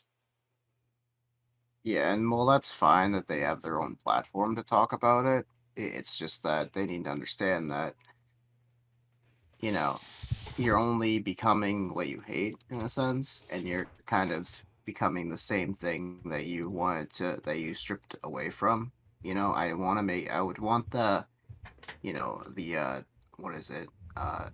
Truth media, whatever it will be called eventually. I'd like it to be a pack of people who, respect that stuff and will freely talk about it, freely disagree, but would never attack somebody violently like that, in a sense, like how you'd want it to be. You'd want people to live and let live, not just you're a bad person because this or that. Right. And there are like a couple different high controversies with this already. Like they're saying how that supposedly, according to Fortune, Trump's account on his own network might have already been hacked. Really? In addition to this, too, I'm only looking at headlines here just to kind of supplement what we're talking about here. But another one is saying how, let me see if I can find the other one I found. Is that it's violating an open source platform. Yeah, right here. The first iteration of former President Trump's social site appears to have broken the AGPLv3 open source license. Oh, wow. So already it seems like there's already like gray areas within what's already a gray area. So what did the creators end up accidentally messing up on? Like how I oh, get it doesn't tell. Okay. no, not on that article. I guess I'll have to pull up that other article I found, Yeah, because like and I'll link it I to want to know, because like well, if there's any way. Sorry. you want to find the one that. Which one do you want to look at? The one that says the violate open source, or the other one? Yeah, the open source code violation thing, because like that's interesting how like immediately people are pointing out that, and it's like it's a problem. I thought that All right, so this is the Google News link, so it should take you to the article. Okay. But yeah, we'll go there. And yeah. So I'll add this article to the description too, so I'll make sure to have it in there. But anyways, it's saying how the Software Freedom Conservancy, a non-profit organization that promotes open source software and defends open source licenses, such as the new FARO GPL version 3 license, has accused the Trump Media and Technology Group of violating the AGPL by illegally copying the Mastodon social network source code for its True Social Network beta. Wait, am I thinking this right? Hold on.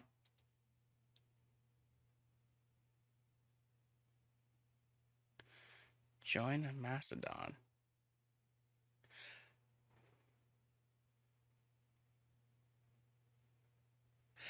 Okay, so it's not exactly, but yeah, it seems like they're thinking that they copied another social network source code for Truth Social. Oh, I see. That's what. So they're not 100% about it, but it could very much be a legal issue. Potentially, because they're saying that there's a chance that that could have been the case. Okay. So in that case, Yeah, that could be kind of fucked up. yeah, definitely.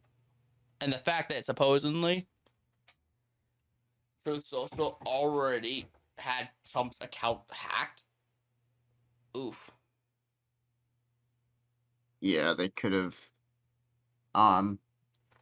I mean, considering that those people know what their source code is, they could probably have found some sort of loophole, and if they hate him enough, they could have, you know, had somebody, mess around with it. Oh, absolutely. You know that could be the case too. And yeah, I mean, don't get me wrong. I do feel that some of the bigger social media companies have gotten way too much power. The right to be able to silence someone if they need to is pretty strong. Like, doesn't matter who it is. I don't care if you're right leaning or left leaning. The ability to silence someone just because you disagree with their opinion is a pretty powerful thing.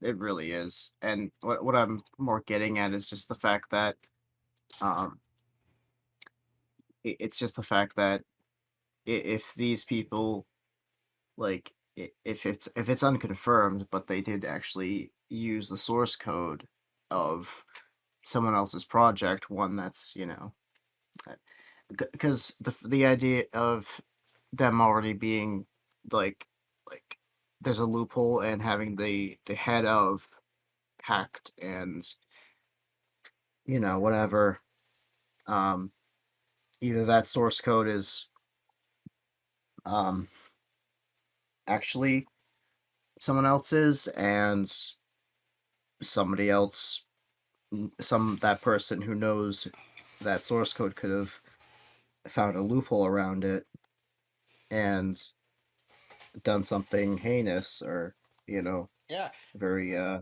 unprofessional. um I mean, it's quite if if that's the case, one of us could technically make our own social network using this. Imagine making Alpaca book. yeah, I don't think you'd want that, but you technically could. yeah. I I wonder a dedicated social network for all your shit posting needs. I mean, I got Discord for that, but Sure. I've also got Reddit, and I don't have a Reddit like thing, but I got Reddit if I needed to. And YouTube is FluufAlpaca is it's like it's my channel, so I can you know have FluufAlpaca, or have spaghetti whenever I need to. Uh, Imagine if yeah, because you're in an interesting situation. But anyways, um, overall though, how's your little telephone mock-up going so far? I have two versions. I have the uncompressed one, and I have the compressed one that can be used. That can be used as a Twitch emote. Oh my god! So are you gonna make this a Twitch emote for Ghostwalker or yourself? I could, if I wanted to. Here is both of them. Where the fuck did it go? Oh, okay. You had Paint Here's the open. uncompressed one. Yeah, I do have Paint. Never mind. Open. And then I have where is it? Oh, I need to export it through Paint 3D. Okay. I Alright think then. only Edge is being shown on my screen. No, I put it in your Discord thing. Oh, he put it in Discord. Okay, let me take a look at this. Yeah, give me 1 second. Oh my Uh, god, you made it all blurred up and everything. Now wait for the uncompressed one when I can find it. Oh my Are you shitting me? Are you shitting me? Where is it? Where like the fuck did I... yeah, you made this all completely blurred up and you just had an outline around it. Yeah, I put a bunch of like aliasing on it. like you put like the stock photo looking thing going on. Yep.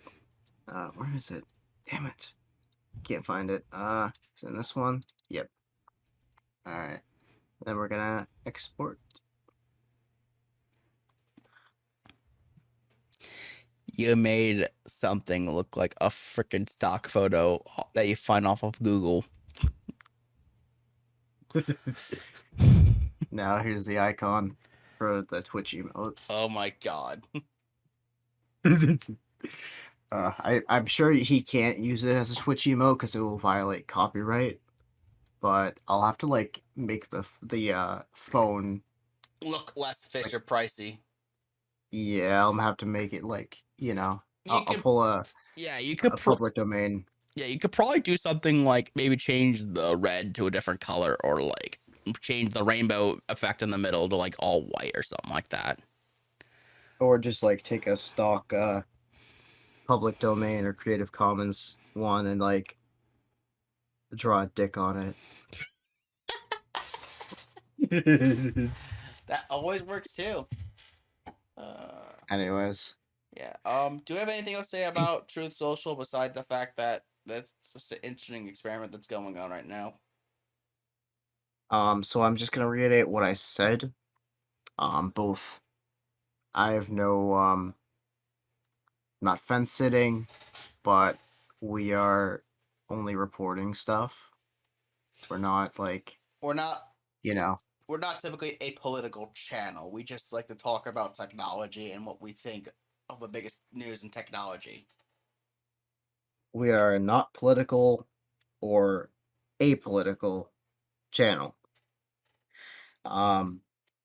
We are mostly just here to say, oh hey, this is news. Let's talk about it. This is interesting, sort of stuff. And not only because Trump is a very controversial figure to a lot of people, um, also, I think though, like I said, another thing that I wanted to reiterate was like, if he's using the same source code or okay, so it violates open source license where it says, yeah, they're copying Mastodon source code. And if somebody knows how to reverse engineer stuff on that, and they could break into somebody's account and like that, then that just means that they need to I strongly like if they're serious about this, I strongly recommend to either create something from the ground up or use a template instead of a rip from somebody else's social network, I'd say, because like it's a very it's a very easy thing to just like I said in the last episode, hacking is all workarounds, and if this was found that quick before Truth Social was immediately like it wasn't even like public, or like it wasn't even like well, it was public, but it wasn't even like what's the word, uh final release. So that's all I'm saying. I don't want to get political because both politics suck and we're not that type of channel, and also I really don't have time to worry about like the higher ups ideas. I'm more worried about the higher ups around my town and what they do to like what they do for their opinions. Yeah. If stuff that matters to me on a physical level, on like a this is right now sort of level, not like not Trump spelling coffee wrong, or Biden saying his you know uh his speech wrong and saying that he's been on the train for 36 years or whatever as a president or something. I don't know. Something happened along that lines, but I don't have time for that. Yeah, I know. It's interesting to know, but doesn't affect me on a on a grand level. Right, because I know that, what's more important to you is that this lunchbox somehow exists. What the fuck?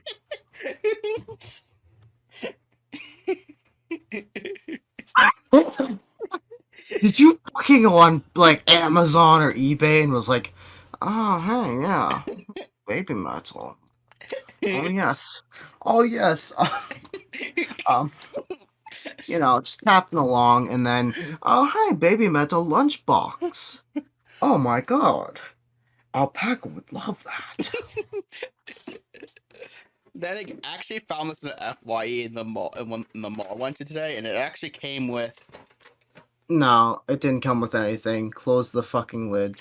a little keychain. What the? It came with a keychain. See, it's not that I hate BABYMETAL. It's just, how can you get something that wrong? It came with a little patch. You could iron it on a jacket, or if I wanted to put this on this shirt forever, I could. That's like fucking calling Roger Waters or David Gilmour Pink Floyd. What were they thinking? Anyway, sorry. And of course, it came with actual CD and music. Oh my god. Amazing. Oh, and this trip, I also got a couple other albums, too. I actually got myself this CD. What is that? Blue October. Oh, okay. Yeah, sorry. I got myself this CD here. You probably wouldn't know what this is, but this is actually a band that was formed from a couple members of Fall Out Boy and a couple other bands. Oh, okay, yeah, it was the, yeah, okay. This is the Damn Things. It's actually the second album that actually got released a couple years ago. I see. And then wait, Fall Out Boy is split again? No, what happened? This was a side project that a couple of the members did.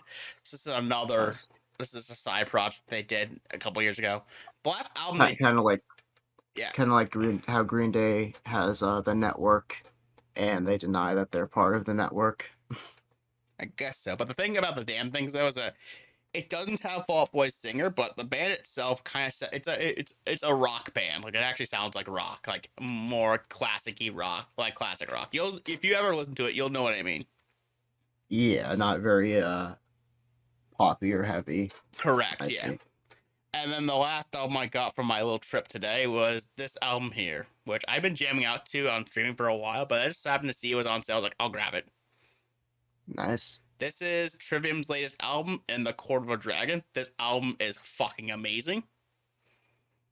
Yeah, I remember you trolled Ghostwaller in his live streams. And you were playing one of those, I think.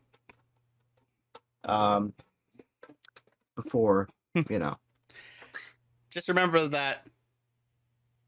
Yes, and that there's a fucking lunchbox that it came in that is like BABYMETAL.